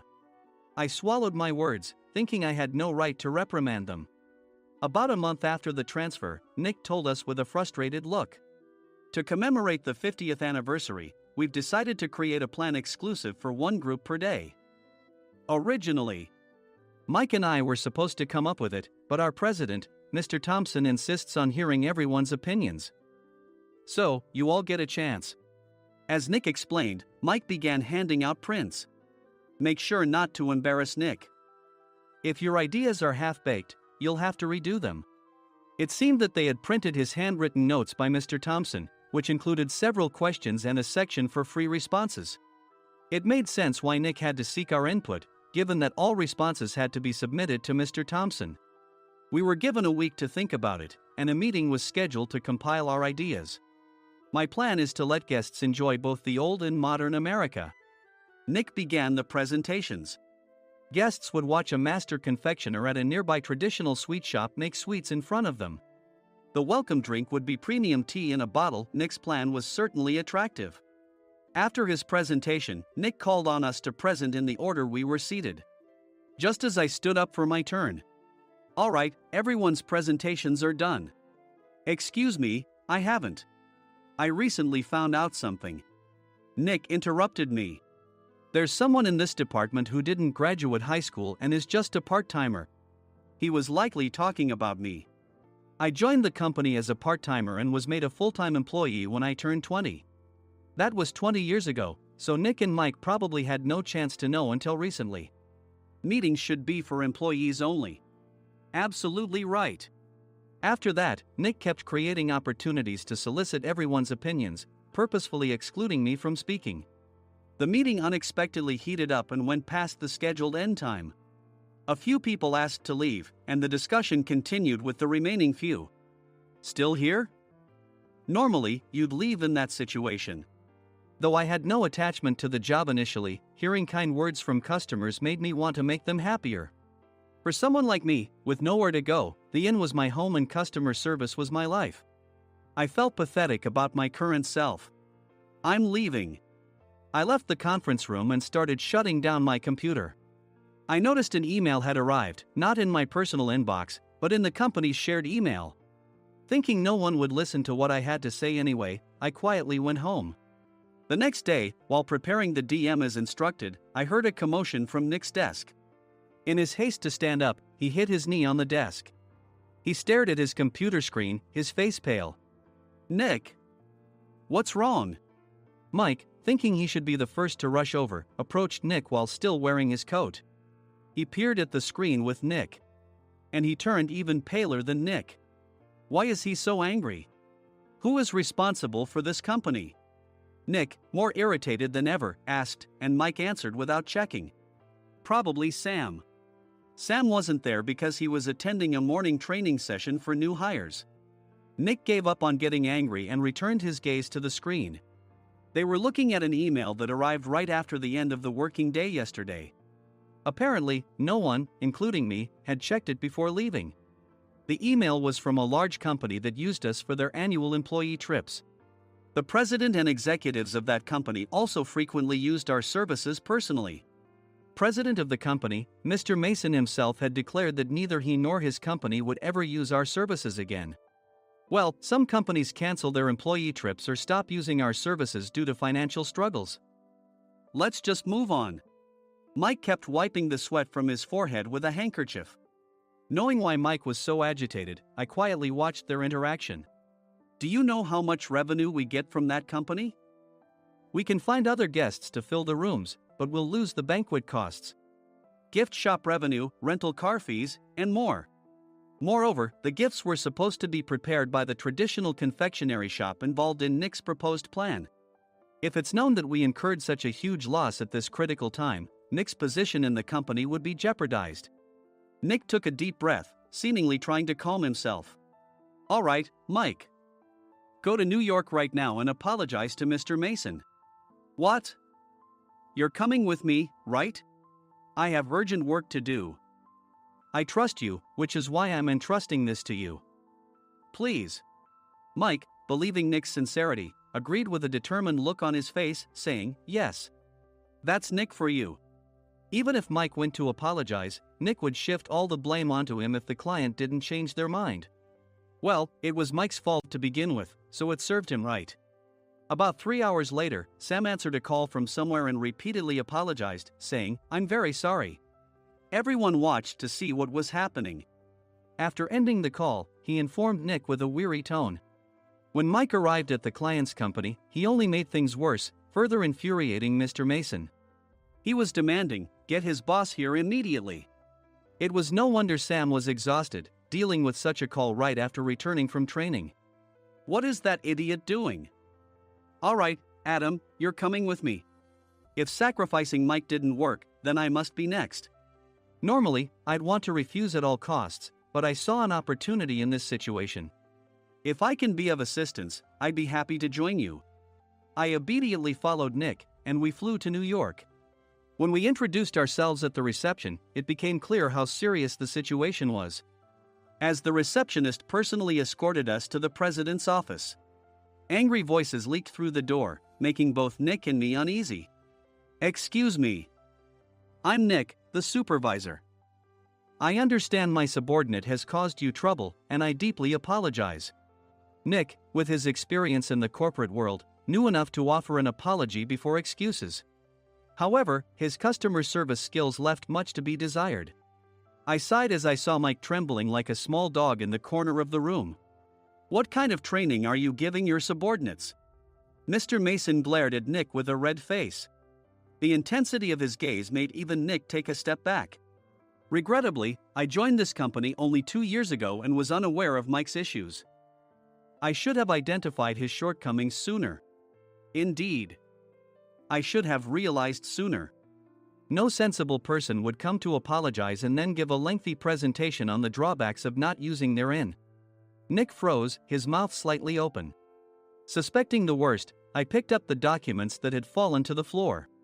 It seemed Mike hastily prepared these documents on the plane, listing the disadvantages. Disadvantage 1: if you change the venue for the company trip, employees might suspect it's for cost-cutting reasons, leading to a negative impression. Reading it aloud half-jokingly, Nick snatched the papers from my hand and checked the contents with a furious expression. Among the stack of documents was a receipt from a nearby convenience store's copy machine. I felt a pang of dread, hoping he hadn't shown the receipt as well. What do you think he said when I asked what kind of nerve he had to do this? I'm very sorry. Faced with the dire situation, Nick must have thought there was nothing left to do but apologize. In a voice smaller than I'd ever heard from him, he uttered words of apology. He said, "I'm a Harvard graduate. I don't believe I said anything wrong." Mike! What have you done? Forgetting his plan to pin the blame on Mike, Nick yelled loudly, even in front of Mr. Mason. "I didn't do anything wrong." "You're still saying that? Look at him." Mike pointed at me with a shaking hand. "I was assigned to headquarters in my 20s and now I'm a section chief. This guy only made it to headquarters at 42. Everything I've done proves I was right. So why are we losing the contract?" Having said his piece, Mike collapsed to the floor. "Of course. You were sent there because you had nowhere else to go." Mike never expected to hear such words from someone he looked down upon. He lunged at me, and Nick hurriedly stepped in to stop him. "Mr. Thompson told me Mike is a quick thinker, and to take good care of him." There's no way he was pushed aside. "Don't make things worse here. He didn't say quick thinker, he said only quick-witted, didn't he?" I don't remember that part. I recalled the many troubles Mike caused when he was a newbie. When Mike was on the front line, his pride was so high that he never apologized to customers. Customer service, especially in our job, doesn't work alone. It brings both good and bad situations. If the front staff or housekeepers made mistakes, or the cleaning company didn't properly clean a room, one had to apologize to the customers regardless of personal fault. Mike, in such situations, would never apologize, insisting he wasn't at fault. This often angered customers, and as the front desk leader, I frequently had to apologize on his behalf. He caused complaints and disrupted operations, which is why he was quickly moved to headquarters. In departments where he didn't interact directly with customers, his quick thinking was beneficial and things went well. But it seemed his flaws were starting to show. Corporate reservations are supposed to be entered into the system by the sales representative. But a quick check yesterday revealed that more than 10 items were missing from the client's reservation.